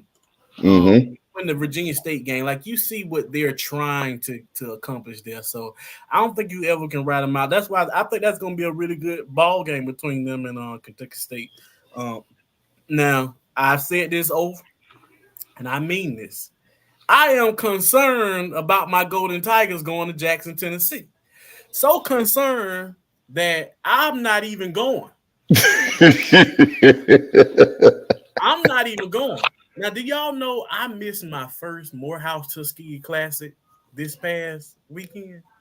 Hey, look, you down there partying on Bourbon Street. And I didn't even watch it. I didn't even watch it until later on. But hell, I stopped watching it about 8 minutes left in the first damn quarter. I started watching youth football. I was like, dang, I can't believe I felt bad. I ain't gonna tell y'all no lie. I felt bad. I was so feeling so bad you, but I had to go, that night I had to go see Southern get whooped. They played at Nichols. I had to see Southern get whooped. No, they got whooped in Mumford. They played at home and got drawn like that. They got whooped in Mumford, man. Hey, look, the Nichols still got that dirt track around the football field. I don't know. So like this. I'm new to this side of the world. I'm really, to be honest with you. I don't know if y'all tell me that Nichols. I mean, they look like an average. Nichols being terrible. I had a partner that went down to Nichols, and shit, Juan went down there, but maybe a month and a half. Juan jumped on his parents didn't even know he was coming home. He found him enough money to catch the bus from New Orleans, because Nichols right outside of New Orleans, from New Orleans all the way back to North Carolina. Just showed up at home one day. Hey, I was looking. I was confused. When I tell y'all, and I mean this with the most respect. And I'm sitting in reserve seating around real Southern fans, okay? Because these people are real Southern fans, and so I'm sitting there with my Tuskegee stuff on and just trying to be nice and just observe and take it in. I think Southern has a really dedicated fan base. There is something wrong. Okay, like there is something. There's something missing in when we start talking about out of conference play. And I used to hate the term people say, "Oh, you're HBCU good." I have learned to accept that until we're ready to change that narrative, it is. Yep. And every time we get to talking about it, right? Every time we get to talking about the different things, we bring in the resources conversation, right? Like that's a whole conversation that people have. But I am a higher education finance guy. That's what I like to look at. Like that's what I like to study. That's what with the nonprofits, I'm looking at that. Nichols runs 17 sports off about $11 million. That's pennies in FCS. The expense chart for Southern is almost $19 million for 15 sports. The head coach for Nichols makes about $181K. Now, HBCU Sports reported in that article that Graves was getting $250K. I've told y'all this about how I feel about some of the product in the SIAC. And y'all know I've told y'all in the chat about the amount of money that Tuskegee spends with coaching and how the product should look better because we're overpaying. We're overpaying people. We're overpaying head coaches. I think somebody said this on Off Script channel the other day. Overpaying coaches, underpaying assistants. Yeah. I think half the problem is this. Look, I get it. There's a lot of us that don't want to see our athletic department as a business. The Valdosta States, West Georgia of the world, they know that their programs are going to be revolving doors. People come in there, do a good job. They're going to look at Trust State in Alabama. Like they get they're not Trust State no more, True University. A good coach come in and a big school come calling. Like you come there, you come there, do your 3 good years. If you do good 2 years, in that 3rd year, you got a job offer, you gone. You gone. Come here and do good. And they understand that, and they make their program bigger than the coach. So the coaches come in to this already established department. You come there and do your job, do a good job, and you up to the next stepping stone. We don't want to accept that fact at our schools. I'm sorry. Yeah, Slater stayed 16 years. Slater had a few opportunities to go some other places that he declined. Ain't no more Slaters in the world. If you get another Slater, it's because he ain't doing nothing. It's because he ain't doing nothing. If don't nobody want your coach, he ain't doing nothing. He bad. I don't expect a good coach. I don't expect Aaron James to be at Tuskegee forever. I don't expect him to do 16 years at Tuskegee.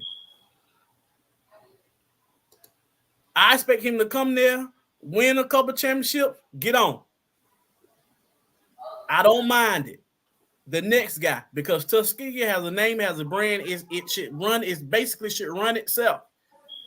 It should be established. We shouldn't have to keep going through this whole breakdown and build down. That's why I talk about these experiments, bringing people who come in and want to change the whole philosophy of a program. You're not going to change the whole philosophy of a program at Valdosta State. That man tried it. That's down there when he first got there. Yeah, because they were getting ready to get rid of him. Yeah, then after a year, he said, "Oh, you know what? Let me do it their way. Yeah. Let me do it their way." And their way worked. He's probably going to be up for a new job after this year. He got to make some noise in the playoffs, though. You know, for him, he's gonna have to do more than y'all know how it is. He's gonna have to do more than they can there. He might have to damn near win the national title. If he get to the semis, I think an FCS school will come calling. Yeah. Well, I know one that need. Never mind. I ain't gonna get that. I ain't even go down that road. But you know, he is there. Like you come there, do a good job. Yeah, do a good job. But we go and get these guys, and we go and get them because they got this tie. Oh, he played under this person. He played, you know. And I said something, and I probably almost finna get whooped at the Southern game and didn't even know it. But you know, they would sure not had to whoop me, baby, till I got my piece out. But you know, but them folks said I didn't know that Coach Graves coached under Pete Richardson, and I told them, I'm so tired of hearing about Pete. I've heard his name so much since I've been down there, and no disrespect to his legacy is good. It's just like the Cumji. When they got rid of Slater and the people talking about, we need to bring Cumji back, and I that talk gets on my nerve. No disrespect to Coach Porter at Central State, but I even felt like that about Coach Porter. This is just my opinion. Now, everybody need a job, but I'm just saying when Central State hired him, what more do you expect him to do? Look at what he did at Fort Valley. What ties was he gonna have? And in Wilberforce, Ohio, what were you expecting to get? You know, Kendrick, it's just like you saying, if Central State is down in Mobile recruiting, that cause did nobody else want the kid. I'm always saying it. I'm like, look, you go bring a kid. Look at all these schools. Look at all these D1 schools that's in Alabama. All these schools that's just moving up to FCS. The schools that just moving to FBS. You got Jacksonville State just moved to FBS. You still got Troy still building. You got University of North Alabama that moved to FCS. You got Southern Alabama. You got Sanford. Then all these FCS schools that will, if a kid is any good, they need him for depth. Even if they don't want him, they need him for depth. So if they don't grab at these kids and you come down here, you ain't what exactly are you coming down here to steal? Unless there's like some pipeline where you out recruit. Because see, I look at these kids and look at their offers that they have. You come down here and get a kid, you ain't turned over no stone and just found some kid in Alabama.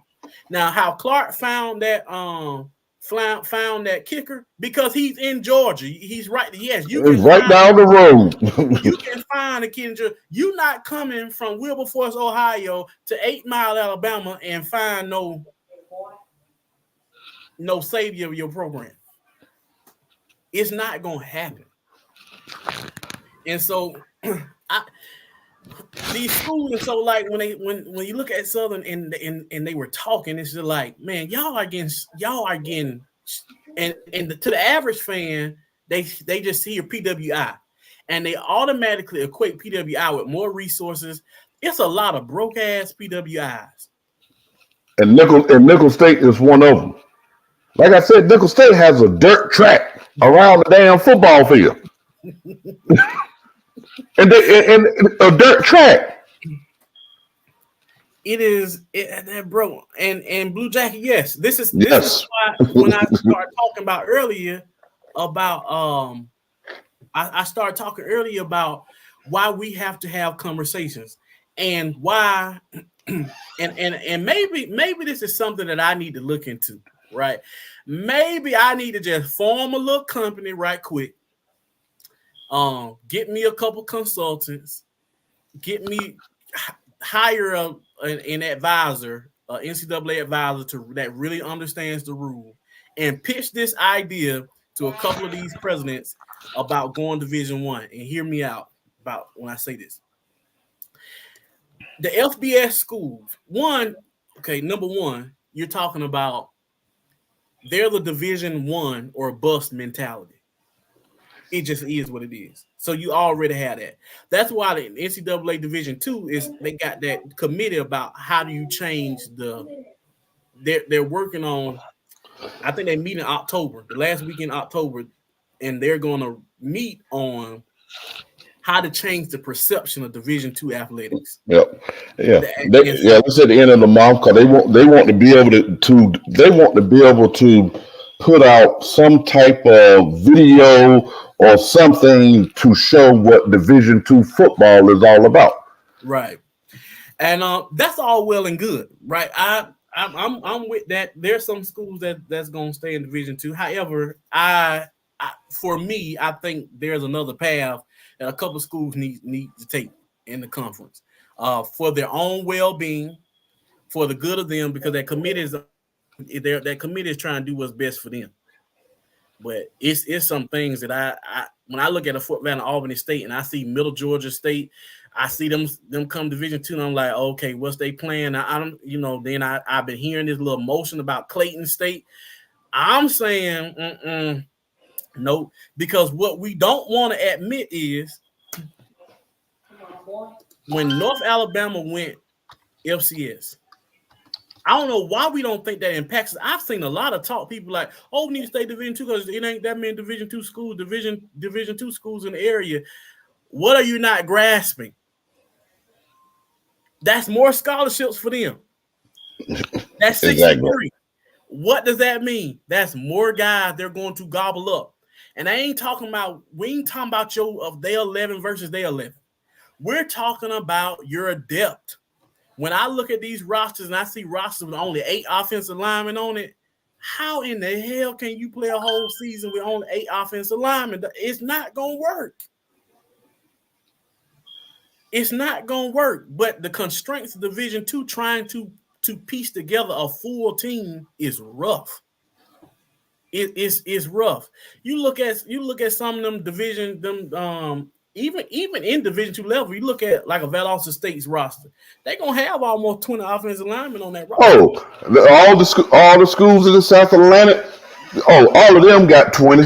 And the coaches will tell you, we want to bring in 5 offensive linemen every year. We're gonna redshirt these 5, and they're gonna grow up together, and we're just gonna keep them moving all the way up till they go. They're gonna have 20 to 25 every year. You go look at it. We'll have 20, 25 DBs on that. Yeah. We'll have. We'll have 25 DBs on the roster. And we do. But I want to talk to these presidents and just have conversation and show them that there is a way. Stop listening to what these folks saying. I'm telling you, these folks don't know what they're talking about. They don't know what they're talking about. Is y'all you're getting misguided. You know, Miss Karen said that she only think Keith's going to be at Clark for 3 years. Hell, Keith might be gone before then. Keaton probably has the brightest offensive mind in HBCU football. What Keaton does, Keaton probably has the best offensive mind in HBCU football.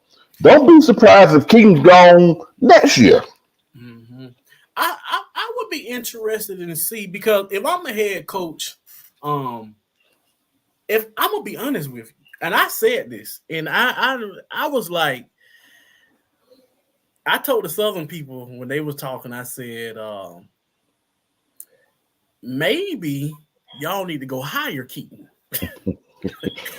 And Keaton would be good at Southern.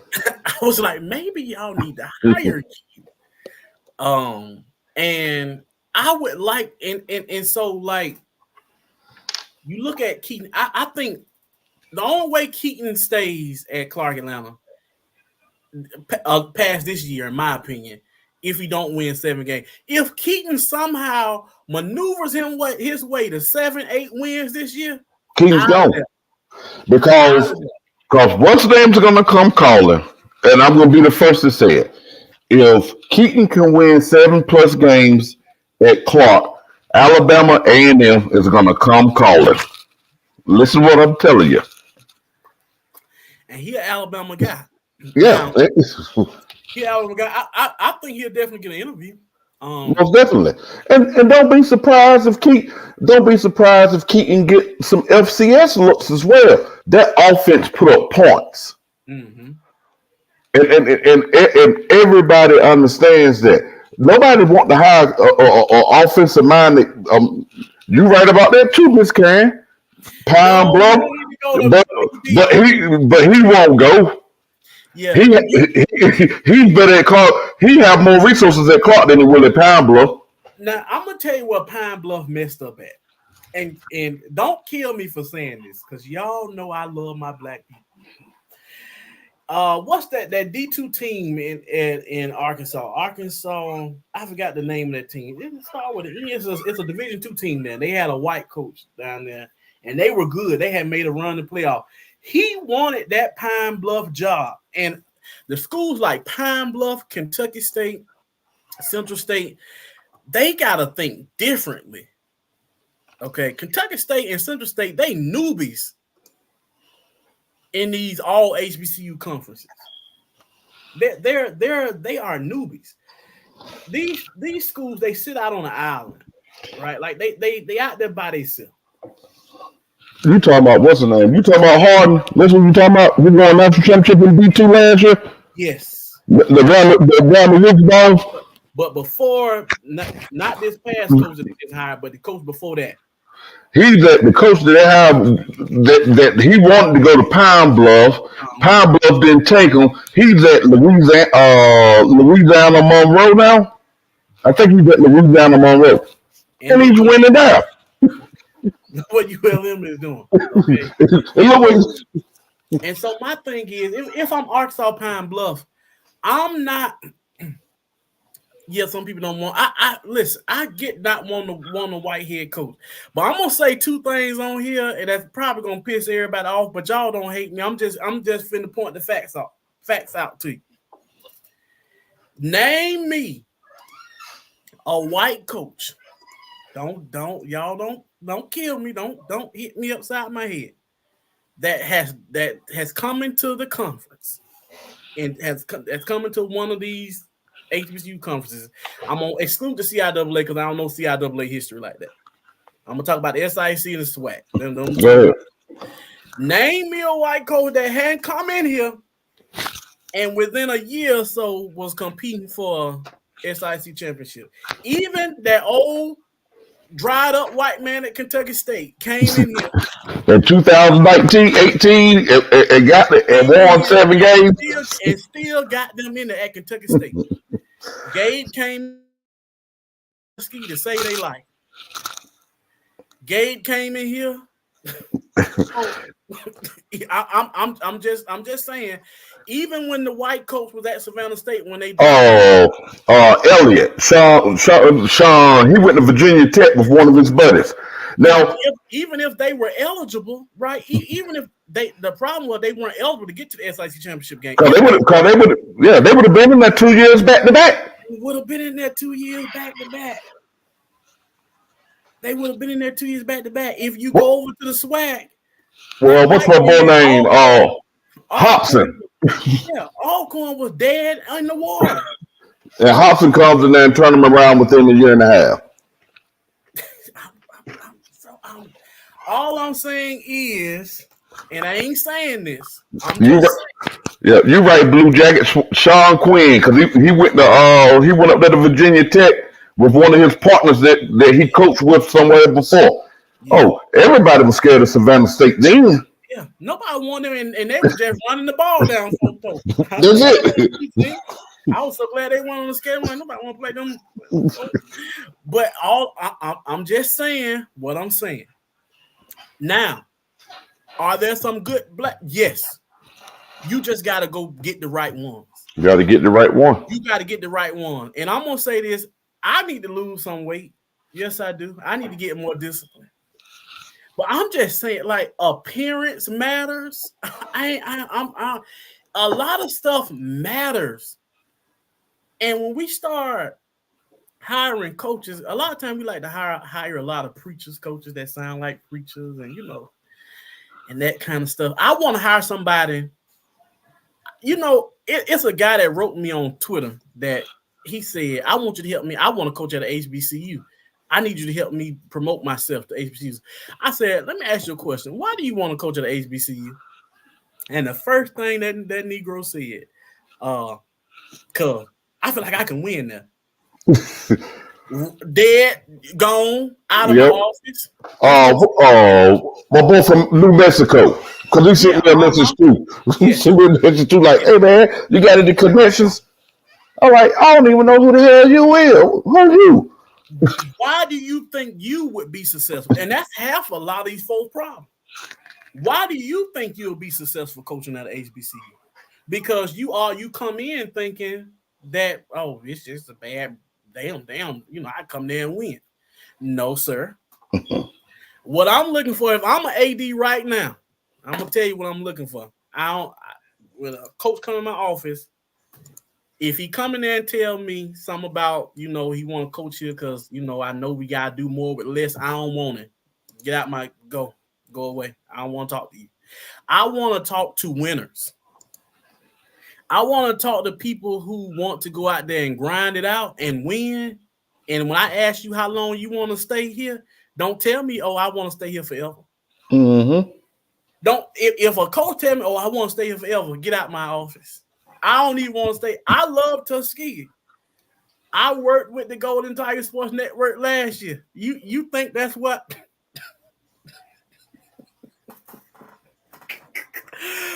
I've got offered some SID jobs, but the money wasn't right. The money wasn't right, so I kind of know what some of these people making. You think I want to? Excuse me. Excuse me. No, sir. No, sir. I'm sorry. I love it. I love my institution. I want to give back. I give back to my other institution. I gave to Alabama State during homecoming. That's why I was so mad they lost.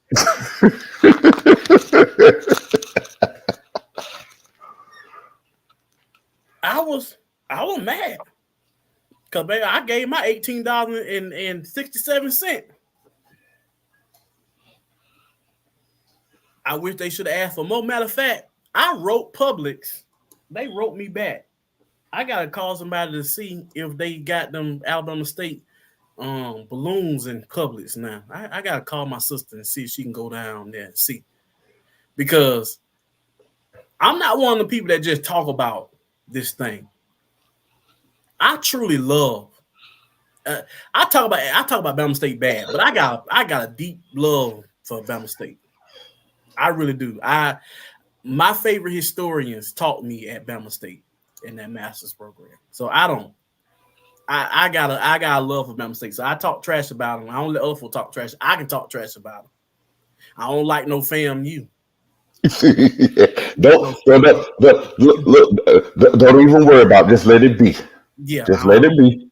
I don't like them folks. I'm learning to like Southern. You know, when I walk across that stage, or something, I'm gonna get me a Go Jag shirt. Hey, but they ain't gonna convince me to be talking about some Pete Richardson. I saw them last years of Pete Richardson. I've seen a couple of them last years of Pete Richardson team. Okay, congratulations. Let's move on. Okay, I saw them last. That'd be just like me talking about Slater. I love Slater. What Slater did at Tuskegee, that's amazing. But I saw them. You know, hell, I saw them last 3 seasons of Slater. They weren't good. It was time to go. But anyway, before we get out of here, we talk about that all night long. But yeah, you know, like just moving forward, I think it seems like Central State and Arkansas Pine Bluff, when they get their next coach, because eventually whether they coach to get a new job or they let go, whatever the case may be, I think that's where strong ADs have to come into play. And AD is to make sure your athletic department is okay. It's almost like, I think about the University of Alabama moving on from Saban, right? Saban came there, he built it back. So there was Bear Bryant, and they had a couple good years on the other man, and you know, like they had that real downtime. Yeah, but then they put a strong AD in. And people don't forget, like Saban does not come until they get a strong AD in at Alabama, and he wants the Alabama brand to be strong. Saban has a strong name, but Alabama has a name. Saban is able to go on, that Alabama brand is still kicking and still going. That's why they mad with their coach for losing to Vanderbilt Saturday. Okay. But shouts out to that black woman that's the AD at Vanderbilt. Woo woo. Mm-hmm. Big time win for Vanderbilt to knock off Alabama. And I'm just crazy enough to believe I see Alabama State knocking off Alabama one year. I envision that when I'm talking, when people ask me about my dreams and stuff like that, I dream about an Alabama A&M knocking off of Auburn.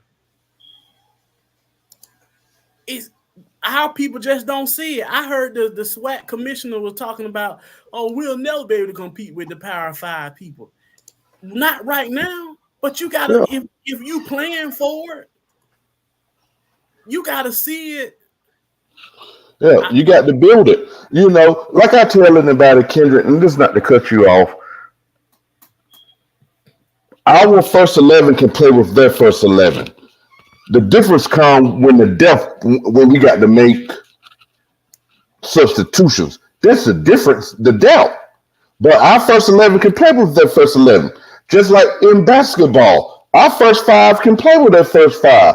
But when our 6'9" center got to come out the game, and we got to put in the 6'4" center or 6'5" center, and when that 6'9" center come out the game and they go on 6'10" and 6'11" behind him, that's the difference, the depth. But our starters can play with them. And I say this all the time too. The other component to not only their depth, the number of coaches they have, right? Those feeder coaches, right? I'm sorry. I look at position coaches at our schools, and I raise an eyebrow at position coaches that come there and stay 15, 20 years as a position coach. They ain't making that much money as no position coach at the HBCU level. You got to have some grit about yourself. Those positions should be for people who want to develop those guys and want to really grind it out because they want a better position. Them position coaches, like they had to change them out every year though, because those guys coming in, they're doing a good job. They're studying film. All them, they want to be able to go in that film and be able to point out something that can be beneficial to the program. They got people on that staff. Look, if I just figured out something, I figured some tendency out about this team, hey, I'm going to get a nod from the coach. I'm going to get a good job from the coach. It's that culture of wanting to move forward, of wanting to grow your life, not coming to HBCU like, well, I ain't got nothing to do. I might as well, I can just come here and relax. No, you need to be under that same level of pressure to come here to want to get out. Listen, I can go on until Blue Jacket said slow your roll. I know it. That's not gonna happen. That's not gonna happen no time. You know, I'm not saying it's gonna happen tomorrow, but what I'm saying is the same spirit that pushed our institutions there. Hold on, Blue Jacket said Kendrick the second and the SEC and Big Ten about to put together separate conference for the big boy. HBCUs won't be able to compete with money different. Listen, so I agree, but this was my thing about that, because they're always strategizing to grow. We have to be strategizing to grow too. And I'm not saying their standard to be our standard, because I don't buy into Eurocentric standards at all. I don't buy into Eurocentric normatives by a long shot. But what I'm saying is there has to be a push. And for me, I'm talking about like a local push to push our institution into the best position that they can be. I don't know what the best position of Tuskegee when I'm talking about a Tuskegee being a best position, I'm talking about a best position to fulfill the ultimate needs of the institution. We're celebrating our centennial year of homecoming. Next year will be 100 years for the stadium of Tuskegee. And I'm gonna show this, and I'm gonna get off after I show this. Let me see if I can pull it up right quick. I hope this is.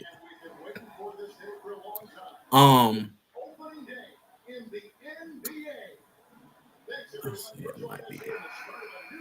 No, that's not it. Anyway, I ain't even gonna worry about trying to find it. But anyway, it's 100 years, 19 for a new stadium. When they built that stadium, when they raised the money, the mastermind behind us raising the money went on to be the president of Savannah State. He talked about it being the synonym of unity for the community. He talked about it being a gathering place for the community to grow. The architects of our programs at our school, they saw athletics as a way to grow the community. They had the YMCA trials. That's where the YMCA had all they meets and everything. Like, it became the center for the community to come together and grow through a form of athletics and outside. We got to get back to that type of thinking. So when we look at, like, and I can't speak on the schools that are in bigger cities. I can't speak about the Clarks and Morehouses because they're in growing cities. But when you're talking about a city like Tuskegee, that's declining and basically losing people, hemorrhaging people every day, trying to escape it, you got to get back to that mold, and you got to grow it out. I don't care what the SEC and Big Ten is doing. You know, I don't have time to focus there. My focus got to be on being the best Tuskegee that we can be. And how can we build? And we can't build because Auburn, Alabama, they've taken all our fans. You know why the people ain't coming? Because they gonna get them a 12-pack of beer and sit at home in the air condition and hit the clicker and turn to the game. And watch the game instead of coming out to Tuskegee in the middle of the day with no lights, which Cleve Abbott asked for lights in 1926 for the same reason, saying that he felt like it would draw more attendance to the games if we had lights in 1926. And then here we are just not getting them or about to get them, but ain't no lights out there yet. But that's neither here nor there. I just feel like we have to build, right? Like, we have to get back to really wanting to grow our institutions and seeing them in the biggest and best light. I don't. When people ask me, I go play like, oh, who you go for? They say I'm for Alabama. You Roll Tide or War Eagle? Neither. I don't care nothing about them. Oh, I was finna say the wrong word. I don't care nothing about them European schools. If they ask me, who I go for Tuskegee, TU. You know, and they look at you like you crazy. Like what? I don't know nothing about Auburn. Every car I got a Tuskegee University tag on it. I don't have other school paraphernalia. I don't have no Auburn, Alabama. I got other HBCU paraphernalia. I got Alabama State paraphernalia. I got Southern paraphernalia now. I got Benedict paraphernalia. I got paraphernalia. You better have that Southern paraphernalia. I got that at Southern paraphernalia. But I don't. That's why you see. I don't have no other school paraphernalia. What I'm supporting them for? The problem is we support them, but they never support us. There you go. That's the problem. It's not an even transaction. I remember one of my coaches from college. I came in the class. I had on a Duke hat. He took the hat off my head, cut it up right in front of me. I was like, Coach White, what you doing? He said, why are you wearing their stuff on our campus, but they ain't wearing our stuff on their campus? That'll make you think about it. Mm-hmm. Listen, I was in class. I was in Dr. Burtis English class. Dr. Burtis English is a history professor at Bama State. The hardest professor I ever had in my life. I'm gonna tell you, yikes! I had to retake that man class, and I was, at that time, I thought I was a good historian. Then them other history teachers were giving me A's. I ain't had to do much. They just, I was good at my craft. Like I am a pretty decent researcher, and he was just like, "No, you're a little lazy, so you're gonna retake my class over." What? And I wore this Tuskegee shirt in his class one day, and a student was like, "Why are you wearing Tuskegee?" I was like, "But y'all see people wear Auburn, Alabama shirts on this campus. Y'all say nothing. Don't say nothing. You say nothing about it." But when I wear, like you're saying something about it. So to me, it's like it's a lot of unlearning. It's a lot of putting yourself in the best positions. It's almost like a level of brainwashing. When I come to Tuskegee and I walk in the stores, and any store tell you, if there's a store that I don't see a Tuskegee shirt, hat, schedule up, I'm going off. That's why I wrote Publix. I'm going off about it. You can't be in this city. I think I looked at the census, the number of bachelor's degrees in Tuskegee is probably like 20%. If it's 20% of people with bachelor's degrees in Tuskegee, over half of them people got their degrees from where? Tuskegee. Tuskegee. So why should I walk in a UBT office and see Alabama Auburn and no Tuskegee? Why? Why would I? But most people see this and they don't say nothing. I'm gonna say something every time. Maybe that's that HBCU nigga there. That's that I don't care. Call him whatever you want to call me. But it is what it is. There's no reason why McDonald's is not a title sponsor for the athletic department. I'm gonna say that I'm really gonna get off here then. And I'm gonna tell you how they know. This is how these folk play in our faces, okay? Because I get pissed off real quick. McDonald's needed to do some remodeling. They didn't do the remodeling while the school was going on. The owner herself is a black woman that owns the McDonald's in Tuskegee. She said, "Oh no, I can't lose that school, that TU student money. So I'm gonna wait the school out." Okay, so you understand that those students help you drive. Yeah, they drive your business. And so while you and your husband all at the Auburn game talking about supporting Auburn and pitches at the Auburn game, I ain't never seen you at a Tuskegee game. I've never seen you there. But it's the Tuskegee University students that's driving your bottom line. Baby, you need to be the biggest sponsor. You need to be the biggest sponsor of Tuskegee Athletics. or some on campus. You got to just get an athleticism, whatever you want to give to. It should be that. But you also got to have people on campus and people who want to have that drive, not people who just want to come there and get a job and hide behind that cloak that I'm always telling y'all. Hide behind that cloak of, well, we could do more if we had more. I do agree that the states owe a lot of our institutions money, right? That back owed money. You know what our institutions need to do? Beef up their legal departments. I'm not having that battle on Twitter. I'm not having no public battle about that on Twitter. I'm not arguing with people about that. I be seeing these folks getting the full-blown arguments with people about the money that the state owe these. Because I'm also, when people say that, I'm also of the opinion that you got to be careful about that money too. Because look what happened to Bama State when they got theirs.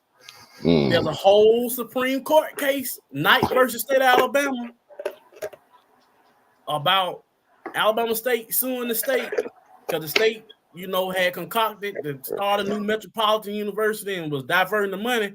What them Eurocentric people said? They said, you know what, you're right. We stole your money. We'll give you your money, but this is what you got to do for us. We'll give you your money, but since we did it on basis of race, you got to make sure that your student population ain't racist either. So you got to set aside $1 million to diversify your student population every year. And what ends up happening, 1997, the students of Alabama State had to sue their own institution. They had to sue their own institution because white people could go to Alabama State for free with a 2.0 GPA because they were trying to keep up with that court mandate.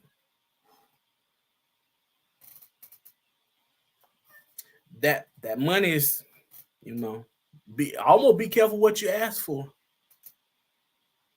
Look at Tennessee State, absolutely. That happened. I mean, it's one of them things. I think Fort Valley is old with like $100 million. There's a lot of schools that's old money. I think North Carolina A&T is the standard for what to do. A lot of our schools should have invested that COVID money.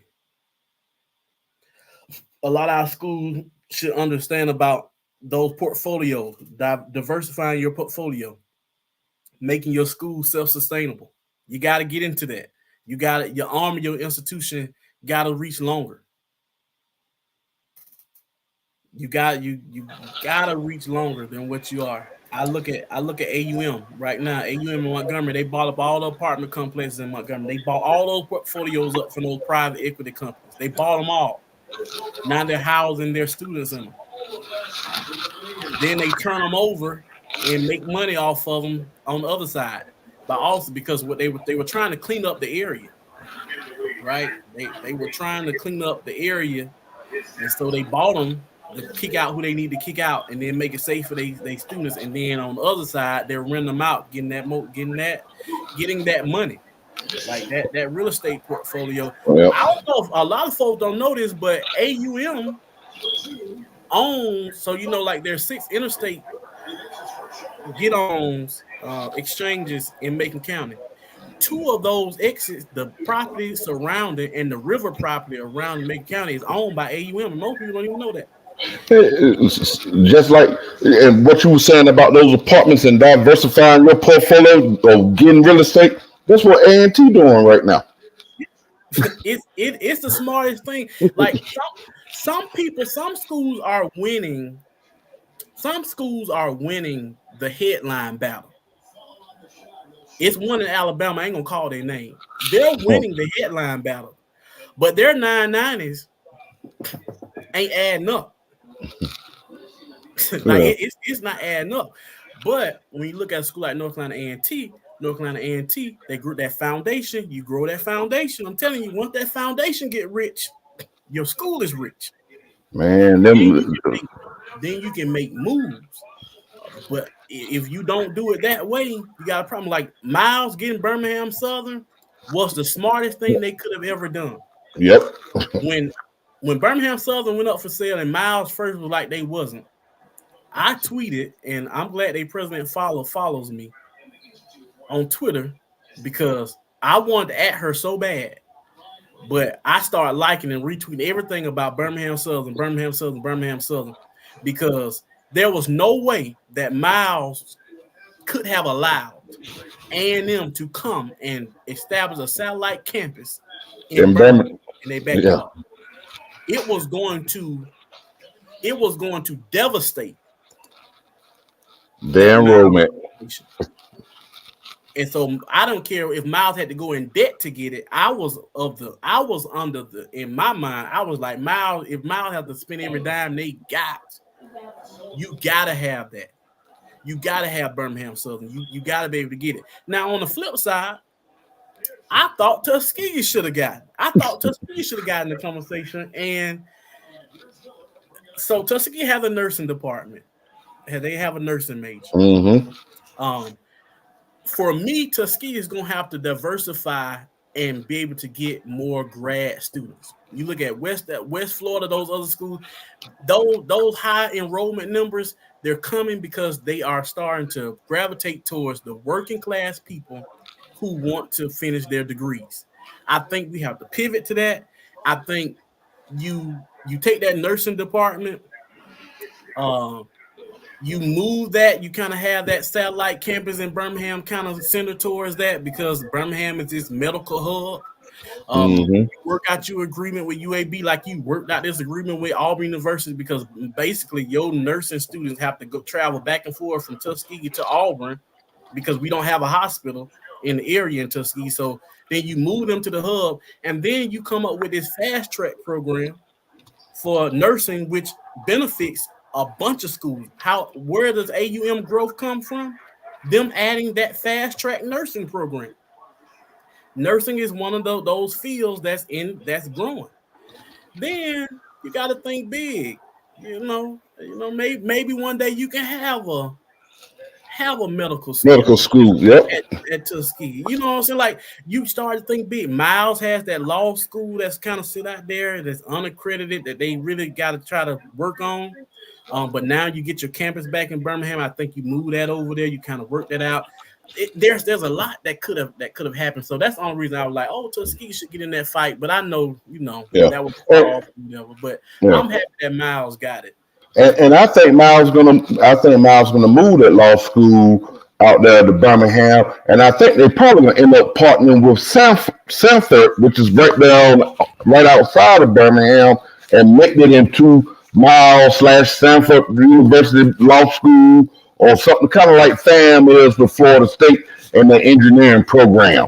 But it's going to happen. It's going to happen quick. That law school is going to become accredited within the next 3 to 5 years.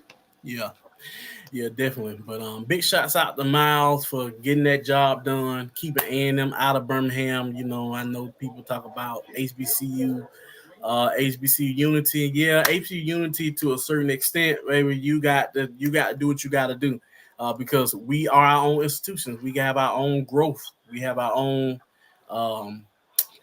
We have to worry about how do our institutions survive and what do they look like a few years from now with all the changes. So, yeah, definitely. I appreciate y'all. We went over 2 hours tonight, and that's something that I said I was not going to do, but I enjoyed talking to y'all. Appreciate Damien for coming through. We didn't get a chance to do SIAC talk this Sunday, so you know I'm always down to chop it up. I'm always down to talk my little junk. I'm always down just to talk to people. Definitely. So next week the picture will get clear. Very clear. It'll be clear. I think whoever wins that Miles Albany State game, they're front runners. I say that in regards to Fort Valley having already dropped that game. They're one loss, but clearly there's going to be a bunch of one-loss teams unless Miles wins. So if Miles wins Saturday, Miles gives me the only team that will probably be undefeated, and they're in conference play. Well, and I hate to say that because we play Miles, but God help us. We those last 2-3 weeks of the season gonna be very interesting. You know, you got Miles versus Clark. Then you got Tuskegee versus Clark. Then Tuskegee got Miles at the end of the year. Fort Valley got Albany at the end of the year. It's going to get very interesting. Can y'all imagine if Tuskegee wins out and Miles wins out? It ain't no need that. It ain't no damn need to have a championship game in Atlanta. Hell, we might as well try to go talk to UAB and see if we can use that field. Because if you get Miles and Tuskegee in the championship game, there's no reason for that game to be played in Atlanta. That game needs to be moved to Alabama, right there in Birmingham. Because how far is Birmingham from Tuskegee? Like 45 minutes, an hour? Yeah, about a good hour, yeah. And you played it at that new field they got downtown in Birmingham at Progressive. Shit. You talking about a money maker? Yeah.